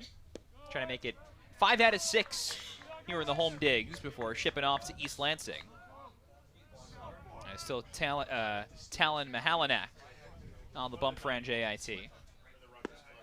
And big rip and a miss from Cohen, 1-1. Yeah, nice change up there. Trevor Cohen has gotten himself out 3 times, flying out to left, all 3 of them on elevated fastballs. That one is low in the zone, and he swings over the top of it, 1-2. We were just talking about Big Ten play a moment ago. I'm curious to see how Cohen holds up in his second go-around in league play. Yeah, swings and misses, strike 3. 3 very similar-looking pitches there for swinging strikes. Everybody has a day or 2 now, and this might be the day for Cohen. 1 gone. I'm more impressed with what Mahalanak was able to show with that kind of slider low and in. He didn't show us that pitch in the 5th inning. So great adjustments by the NJIT coaching staff. And he goes back to it here, and he gets Tony Santamaria chasing. Yeah, slide piece, strike 1. Talon Mahalanak, a sophomore, is not pitched today like a guy with an 11.81 ERA. This is his 8th outing. Each of the first 7, he gave up runs. That first weekend of conference play, America East action, he really struggled. Santa Maria rolls it right back through the middle, base hit. His first hit today, third time on base though. Yeah, Mahalanak kept going to the same pitch, and this time Santa Maria had just let it go. Mahalanak tried to throw it for a strike and elevate it, and Santa Maria had already seen it. His mind and body had basically decoded the previous pitch, translated it to know what to do in the next swing. Mentioned Rutgers is hitting the ball hard today. 104 off the bat for Santa Maria, who bluffs it first, thought about a steal. And Josh Kuroda-Grauer takes ball one. The last outing for Mahalanak in conference action gave up 2 runs, walked 4, got just 1 out. No hits, it was just all walks. But last time out was his first scoreless outing, as Santa Maria is off to the races, and that ends up in center fields.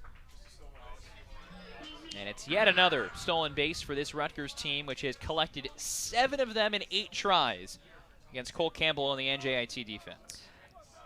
Dom, I think it's possible that Rutgers has stolen more bases than NJIT has thrown over the first. And that has to change. They need some more step-offs. I know we've got the pitch clock, but they've got to throw over a little bit or pay a little bit more attention. And Kuroda-Grauer tags this one, but right at Sally. And an easy out, 2 away. Rutgers does not have an extra base hit today. Rutgers has some 100-plus exit velos that have been right at guys like that. Hit 101 by Kuroda-Grauer. If you had expected runs or expecting batting average, it would be a lot higher for Rutgers today with the way they've hit the ball, but only up by 1. And now here's Ty Doucette. He's the first batter that Mahalanak faced and struck out on some of those exact pitches. Back foot breaking balls.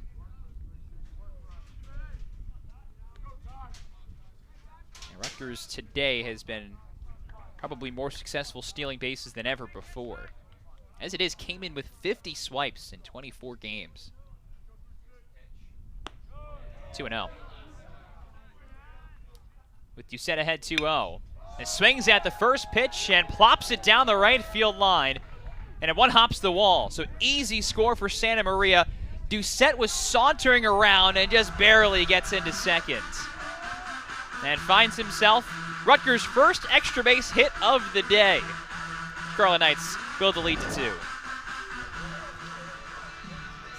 2. He got a fast. He was expecting probably a fastball after the mound visit and crushes it. However, I think Ty Doucette is going to get in trouble for his base running. I'm not sure what he was doing there. You're already way too far to try to go back to first base, so I'm not sure why he stopped. You either pick up your third base coach. Once you commit to second, keep going. So there might be a conversation about that base running after the game. That first pitch to DeRocher misses the zone. It is worth acknowledging with Doucette, we mentioned that he missed 9 games with a leg injury. Still trying to get to 100% on that, so maybe trying to get to full speed or trying to avoid top speed. Yeah, I think that was just a... Once the ball hit the wall, he realizes that it's going to take an extra beat or 2 for Putski to get it in, and realizes you can't hit a one-hopper to the wall and not try to take second, which I get. And regardless, it ends up working out for Doucette. Closer play than maybe ordinarily, but has himself a double without having to fully exert himself. Now DeRocher is under this, pops it to center. Sally comes in, hitting over. Ty Doucette has collected 2 more ribbies today. Guy who's going to be on the Big Ten Freshman of the Year radar.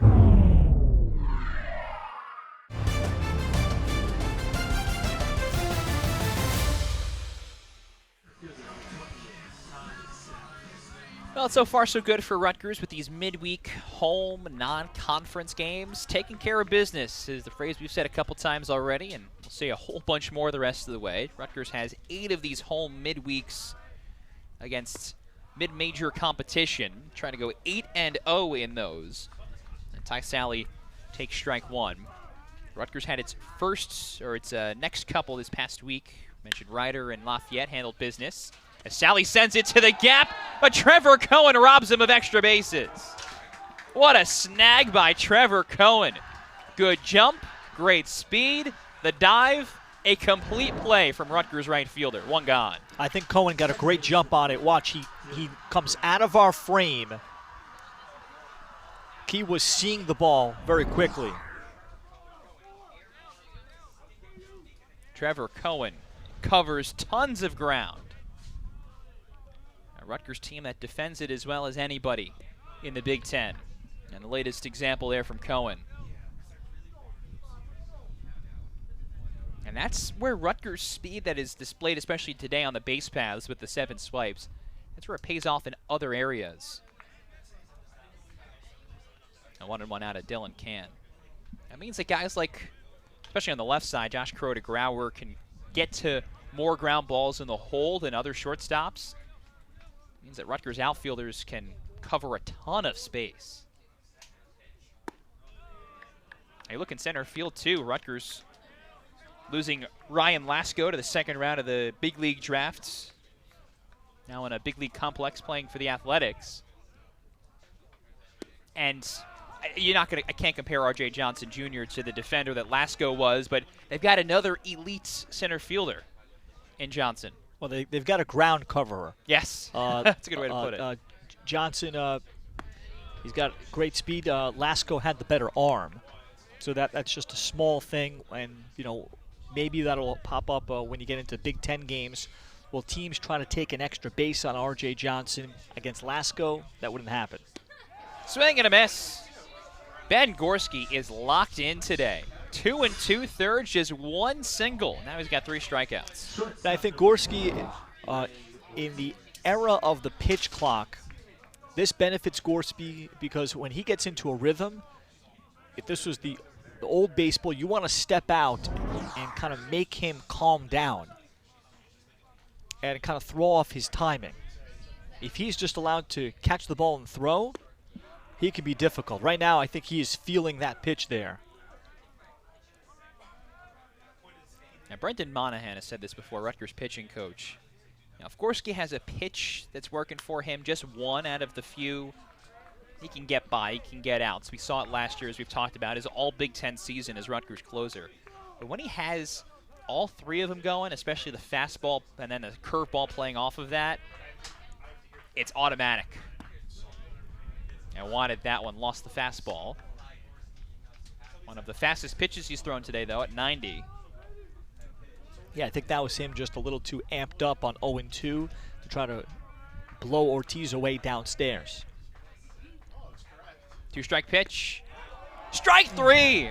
He dropped in a curveball at the top of the zone, and Ben Gorski completes 3 efficient and effective innings. Wow. Wow, look at the spin of that. How are you supposed to hit this? Wow, Gorski, pair of strikeouts, 7th-inning stretch.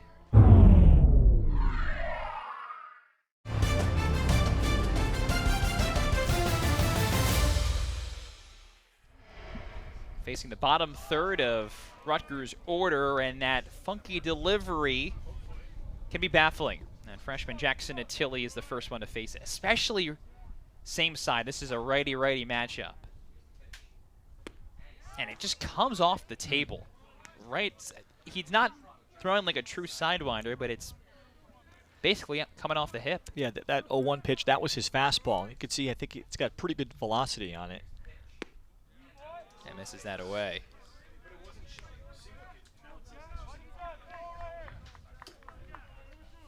Every good pitching staff has a change of pace, change of style reliever or two, and Jenkins one of them.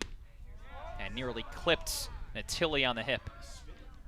Yeah, Sunday against Fairfield, the bullpen was very good for NJIT as they were able to close out a series victory. And they got 6 innings from Aiden Kidd, their Friday pitcher, that set up the whole week, a whole weekend. That's what's so important, too. When you look at what Justin Sinibaldi did, throwing a complete game on Friday with a shutout. Yeah, 4 hits. That changes everything because then you could you preserve arms. Yeah, best start by a Scarlet Knight this season. And that was why Justin Sinibaldi was named Big Ten Pitcher of the Week. 2-2. And he got hit. Croy Jenkins has been spinning every single pitch, and it's been either in the middle, or off the plate, and that time he clips Natili after getting ahead.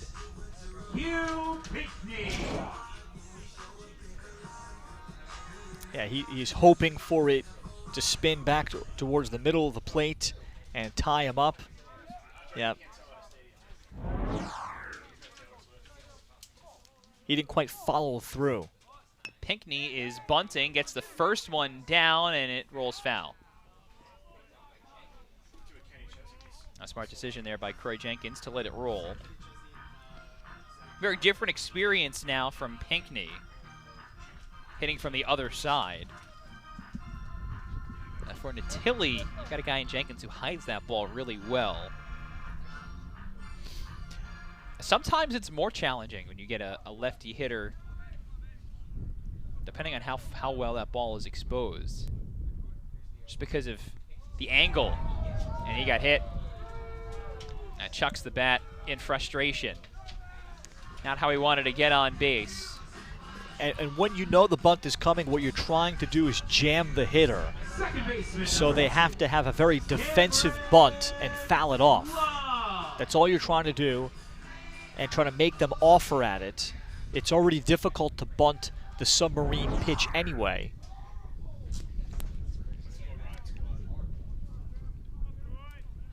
And now Cameron Love could do the same thing, except he can beat it out.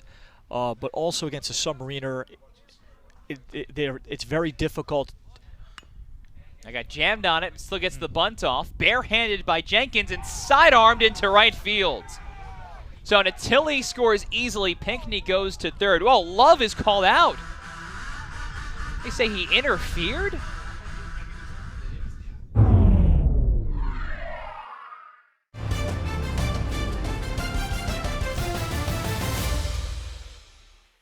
The runner is supposed to be obviously in foul territory. That's why they have the space out there. And here's R.J. Johnson, by the way. Runners are back to their original spots. There's one out, and that's a foul ball. So you can make the argument that because Love is on the fair side of the line and doesn't get back to just about even or maybe a touch into foul right until he gets to the base, you can make the argument, as Tom Gandolfo clearly did, that he's obstructing and he's out. The rough thing there, in my opinion, is it doesn't matter whether Love's in the on-deck circle or standing at first base. I don't think Ladahoff has much of a chance at bringing that in. Anywhere near the base, he's got no chance. That's a rough call. Only really relevant because this is only a 2-run game, as Johnson fouls it back.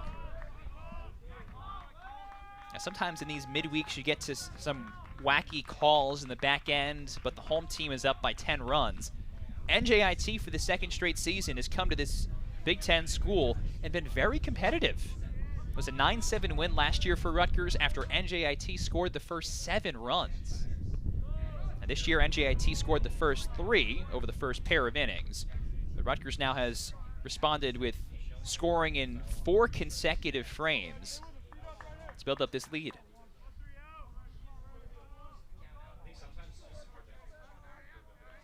Colin Kidd is ahead, a ball and 2 strikes with 1 out. Swing and a miss, strike 3. NJIT coaching staff really likes Colin Kidd's stuff from Laguna Beach, California. Younger brother of their Friday starter, Aiden Kidd. And he's just learning. They think he has a chance to be a weekend starter, perhaps as early as next year. He has the potential to kind of be a close to dominant America East guy, but he needs command consistently. First pitch to Trevor Cohen, curls around the zone, so it's ball 1. Cohen is the one guy in the Rutgers lineup who has not reached base safely. 0 for 4 with a trio of flyouts to left, and most recently struck out against Mahalanak.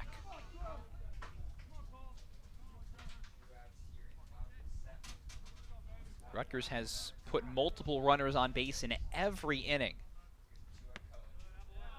There's strike 1. And they have struggled by and large to bring guys in. In fact, a lot of the production, most of the 5 runs they've scored have come with 2 outs.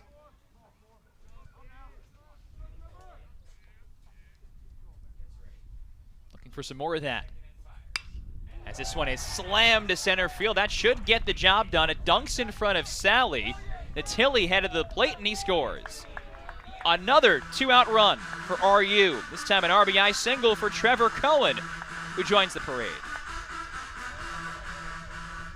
Trevor Cohen is such a kind of, I'll say at the college level, such a professional approach, because his cold streaks are very short. He's seemingly always kind of in his routine and in his focus where he doesn't get himself out often. And I know it's been a frustrating day for him, but he sat back and he did not allow his earlier maybe not so great at bats. I'm sure he has very high standards for himself not to carry over. And maybe a lesson from last season for Cohen. Here's Santa Maria on the hands, but a strike. Yeah, good pitch. Very good pitch there from Colin Kidd. I'd like to see that pitch more to a righty. The way that dropped, especially for Santa Maria, who really crowds the plate. That's part of why he gets hit so often. Runners off first and second. And golfed and missed for strike 2. Yeah, you can see the stuff and the potential that Colin Kidd has. Only 5 innings thrown so far. He's been hit very hard. 9 walks over his 5 innings. And spike this time, Campbell can't knock it down, so the runners advance. And Colin Kidd has gotten a couple of outs, but it has been an adventure for Cole Campbell to try to keep, especially the breaking stuff, in front of him. Yeah, you saw a great synopsis of Colin Kidd's potential within about 5 or 6 pitches. You see the very good, and then you see the areas that are still rough. Now he is a strike away from stranding 2. Swing and a miss. Here you go. Wild pitch, then strike 3 against the Big Ten leader in home runs. And so Rutgers, for the 5th straight inning, gets a guy across the plate, even with a couple strikeouts for Kidd. It's a run on 1 hit and a couple of hit by pitches. On to the 8th, with the Scarlet Knights now doubling up NJIT.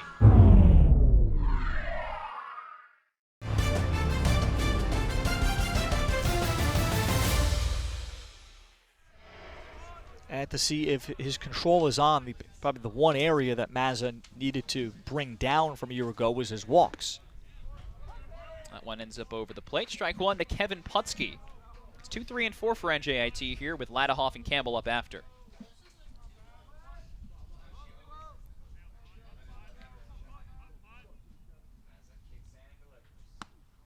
Up and away, 1-1. Last year, Mazza with his walks, 32 innings, 23 of them. And he was primarily basically a weekend guy that would throw at least once. Putski tried to grab that one at the knees. Instead, it's a ball and 2 strikes.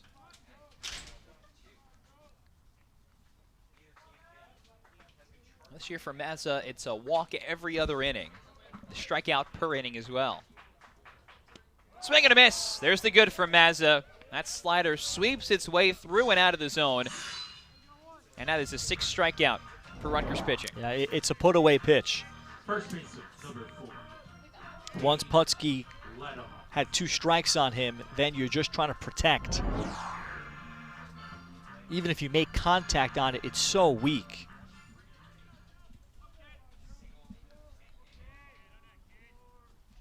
Three straight strikeouts by the Scarlet Knights, dating back to the end of Gorski's outing.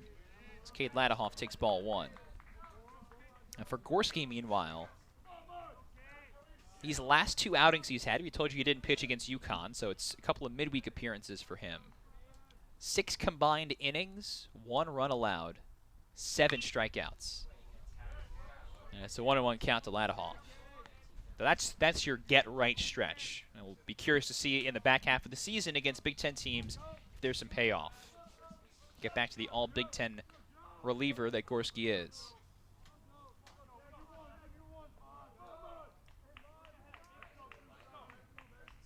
1-1. This one's hit really well to left. DeRocher is backing it. One hops over the wall for a ground rule double. I said at the start of his last at-bat that Rutgers has contained Ladahoff. Now he's gotten a single and a well-struck double. 107 off the bat. Yeah, he's been slugging .545 this year. This guy has taken the America East by storm. You're looking at a guy that's could be 4-time first-team All-America East. Still very early to say, and also to be doing that as a catcher. And probably going to hit third in the lineup at NJIT for all those years. Robbie McClellan saying, asked him, what makes Ladahoff such a good hitter. It's really just no give up in any at-bat. His mentality every time is to do damage. Period. He's not interested in maybe, looking for contact or hit the ball the other way. He is looking to crush the ball, see it, and hit it hard somewhere. Now Campbell. Now taps this over the mounds. Love on the run. Got it there in time. Another game. Another nice play in the field for Cam Love. Ladahoff advances to third, but this is another wondrous grab by Cam Love.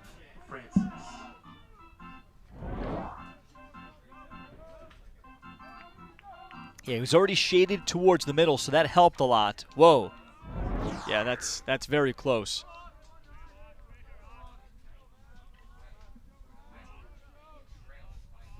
Well, the runner at third, really significant here for NJIT. Austin Francis is at the plate. He thought he was hit. Tom Gandolfo says, no, you were not. And it's ball one. That slider ends up at the back foot. Did he get clipped? Oh, yeah. Yep. Pretty clearly. Yep. Yeah, Robbie McClellan came out just to ask, yeah. Well, plus the way the ball kind of is deadened there. And now Gandolfo is going to ask at least for some help.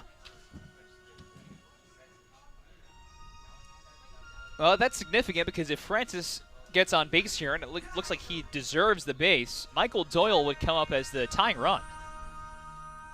And he's the DH, so I would think Robbie McClellan is already thinking about who might be able to pinch hit in this situation. Let's see, really slow. Yeah, I mean, based off of that, basically the way the ball dies, because the ball basically is deadened and then it gets to the catcher. You see how it changes directions there? So that was not natural. It hit something, and then it went off of the right thigh of Pinckney behind the plate. That is a raw deal for Austin Francis. If it didn't hit Francis, it would have skipped through.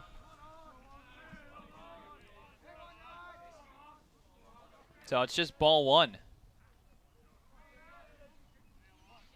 And Francis will have to try for a second time to get on base. Has not done that today and taps the next pitch back to the pitcher. What a turn that is. NJIT was getting a pinch hitter ready. It was a senior catcher, Cole Fleming, a power hitter. They probably were going to pinch hit for the DH due up after. Instead, a hit by pitch, not called so, and a ground out ends the eighth. So the one-out double wasted. We're on to the bottom of the eighth with Rutgers in front by 3.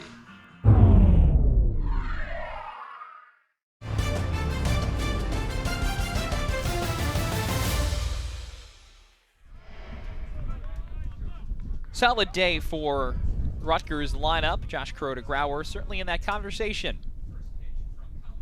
That ends up behind his back. Ball one. Collington says, my bad.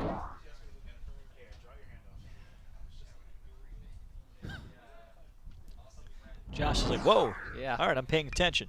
And that tries to bunt. That one ends up inside, though. And so it's fouled off. Yet another multi-hit game for Josh Kuroda-Grauer. He was broken out into full-fledged MLB draft prospect this season. I had a streak broken this past weekend against UConn of 6 straight multi-hit games. That's just how good he's been. Second in the country in hits, Josh Krodegrauer is. Behind only Georgia's Charlie Condon, who is a top 25 consensus pick. That shows you the caliber, shows you the level that Krodegrauer has reached after last year earning an invite to USA Baseball's collegiate national team training camp. The only reason Krodegrauer didn't make that roster is he got hurt. Now Christian Coppola, Rutgers Saturday starter, wound up making the team and getting to pitch for them. Awesome experience. Just to be in that conversation. 2-1. At 3 balls and a strike. Now Rutgers now several years in a row has had serious draft prospects. Ball 4. Krodegrauer buzzed a couple of times. Oh, he did get hit on that, in fact. So instead of ball 4, it's hit by a pitch. And that is significant with this Rutgers team, given its bid for the top of the hit-by-pitch standings in the Big Ten in the country. Yeah, today, what is it? It's a lot to count up. It's 4 times today. 4 more times today, Rutgers batters have been hit.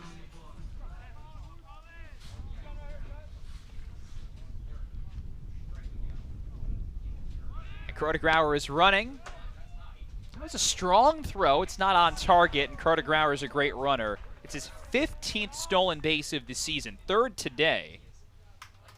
That was probably the best throw. It seemed like the strongest throw that Campbell's had all game. Now that's because the pitch was throwable for the catcher because it was high and away. But the problem again for Kidd and the NJIT pitchers, they've needed to throw over a little bit more. They've made it too easy for Rutgers. Between some of the raw pitchers like Hayden Estes, who don't have a lot of experience, paying attention to them. Yeah, I mean, you should be focused on the hitter, but Rutgers has gotten huge leads and jumps. And 3 straight out of the zone from Colin Kidd now. Doucette came up with that RBI double his last time up, back in the 6th inning. Rutgers building a fence out there on the scoreboard. A run in 5 straight innings and just a single tally in the last 4. So it's had the potential for the big breakout inning, the blow the game open inning, and it's just not had that yet. Instead, it's stranded a dozen guys on base. Krodegrauer's headed for 3rd. It's ball 4, and it's another swipe. Josh Krodegrauer is unleashed on the bases. And his initial lead with Doucette walked, his initial lead for Krodegrauer was also so long. Droscher has reached base twice today. A runner from first goes. That's Young. He's in, and Josh Krodegrauer, for the 2nd time today, crosses home plate on a double steal. They call Young out.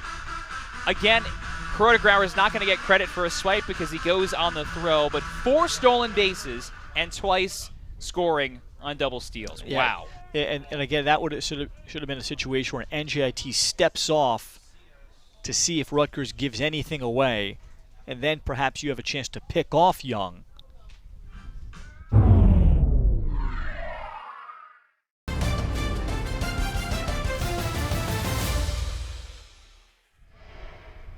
Keep him in. So base is clear, 1 out. Rutgers now up by 4 as Pete DeRocher fouls it off, and it's a ball and a strike.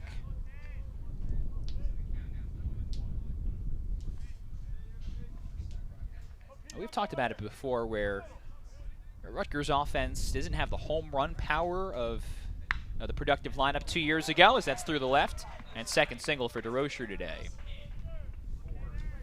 But Rutgers is going to pretty quickly come up on some of those stolen base totals, especially in recent history. We have never seen Rutgers dominate teams in the run game like this. Yeah, teams know it. It's one of the first few things you see when you're scouting Rutgers, and yet they have been able to do nothing to slow them down. UConn, though, did a pretty good job of it. But the first thing is you got to keep them off base. and that's stop walking them. Rutgers 8 walks on Saturday against UConn pitching.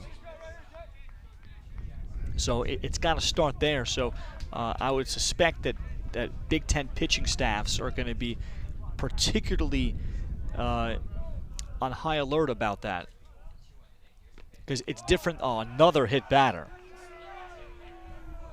Second straight plate appearance, second straight inning that Jackson Attili has been clipped. Both of them are by pitches in the 70s, so that's good to see for a guy who's DHing because he's supposed to be getting a day off from being Rutgers' everyday catcher. Yeah, just 3 innings pitched, however, with an ERA of 15 and someone...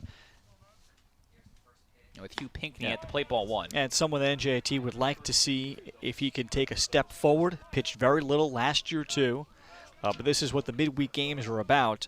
And Robbie McClellan probably was feeling the urge of perhaps using his top-end guys, because the game was close here at Rutgers in the last couple of innings, but he resisted that. He is focused on the process of getting all of his back-end bullpen guys and young guys experienced to pitch.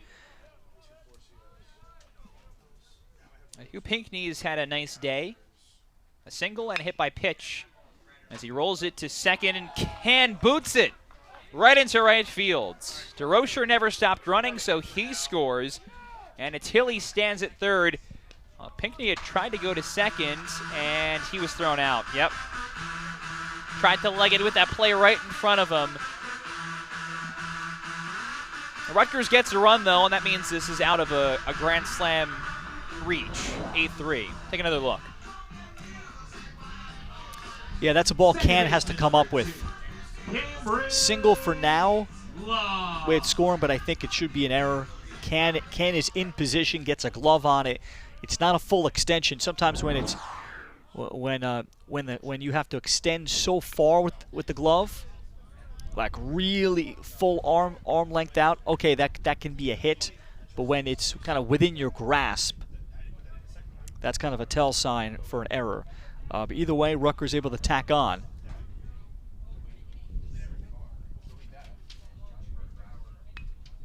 As Cam Love pops up the bunt, gloved by Campbell, and the inning is over. Rutgers never had the big inning today, but if you want some consolation in that regard, it does score in its last 6 innings at the plate. So lots of opportunities to do that, scoring every inning. On to the 9th, Scarlet Knights trying to close out this ball game next.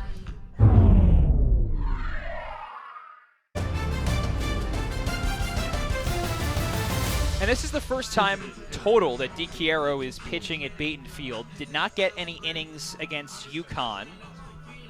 The one game that was close where Rutgers was in front, Justin Sinibaldi went the distance for the complete game shutout. And so DiChiaro pitching back on Garden State turf. Michael Doyle is the first guy that he's going to face. 6, 7, and 8 due here for the Highlanders.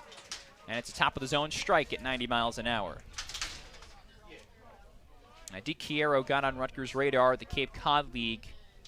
Was solid last year out of the bullpen, but this is his best year of his career right now, with that ERA south of 2 and opponents hitting below the Mendoza line.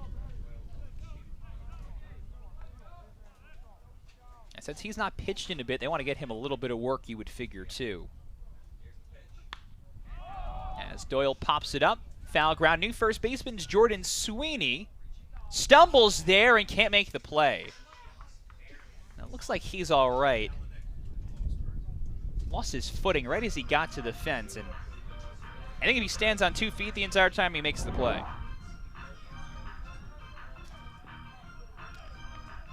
Yeah, he was never sure of himself.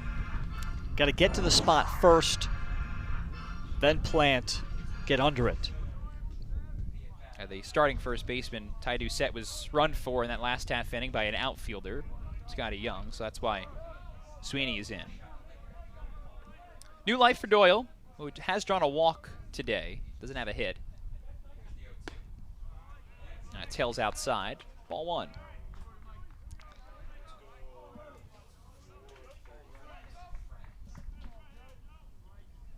Between Ben Gorski and Joe Mazza, 4 straight scoreless innings by Rutgers relievers today. That's a great sign. Jordan Falco, even he found it after 2 shaky innings to start. Ray Ortiz jumped on him. 3rd pitch of the game, solo home run, no doubter to left field. And then some 2-out hitting by Kevin Putsky brought in 2 more in the 2nd. That's rolled over. Charged by Kuroda Grauer, and nice play by Sweeney. Twice comes right to him, has to get involved right after he gets in the ball game. 1 gone. Yeah, isn't that the way it always goes? But for Joey DiChiaro, he doesn't have to, I think for this Rutgers bullpen, he doesn't have to feel like he has to pitch twice a Big Ten weekend because Rutgers has a great experience led by Gorski. And then what Jake Marshall did over the weekend where I think Steve Owens has 3 guys that he feels comfortable with closing out Big Ten games. Something they've been talking about all season long, that maybe they don't have the Dale Stanovich fireman of the year kind of guy on the bullpen, but they've got a lot of really talented pitchers. And DiChiero's just having the best season. Cole Fleming, a pinch hitter, batting for A.J. Soldra here, and ahead 2-0. His role, he might be best suited to be kind of the blow you away closer for an inning, but the other guys in Marshall and Gorski, they can throw perhaps the toughest innings in the 6th, 7th, and 8th. But I think all 3 of them, it seems like all 3 of them can do multiple roles. Where if you like a matchup for an inning, you can bring in DiChiaro because you know Gorski can just do, you can save him for future innings and vice versa. I think that the developments the last week and a half by Ben Gorski are really encouraging. Mentioned with the 3 scoreless he threw today and the 4 strikeouts, 1 run in his last 6 innings. As Fleming drives it to center, Johnson was in, now steps back to make the catch. And Rutgers an out away from wrapping up what will go down as a successful homestand. Rutgers, like every Northeast team, spends so much time on the road down south or out west to begin the season.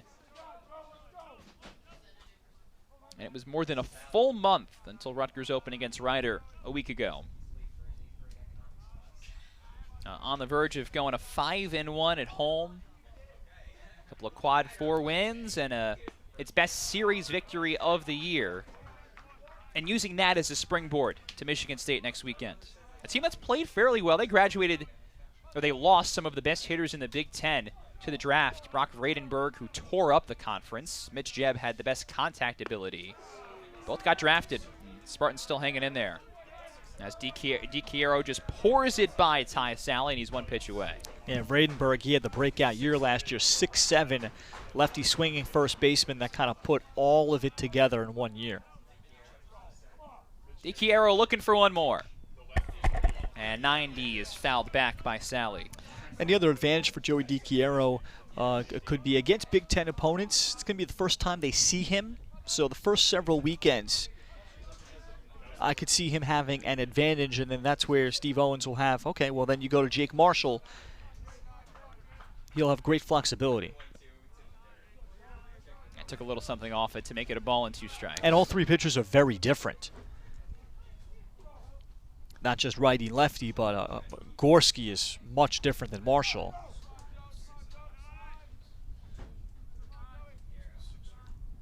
One, 2. Swing and a miss. Ball game over.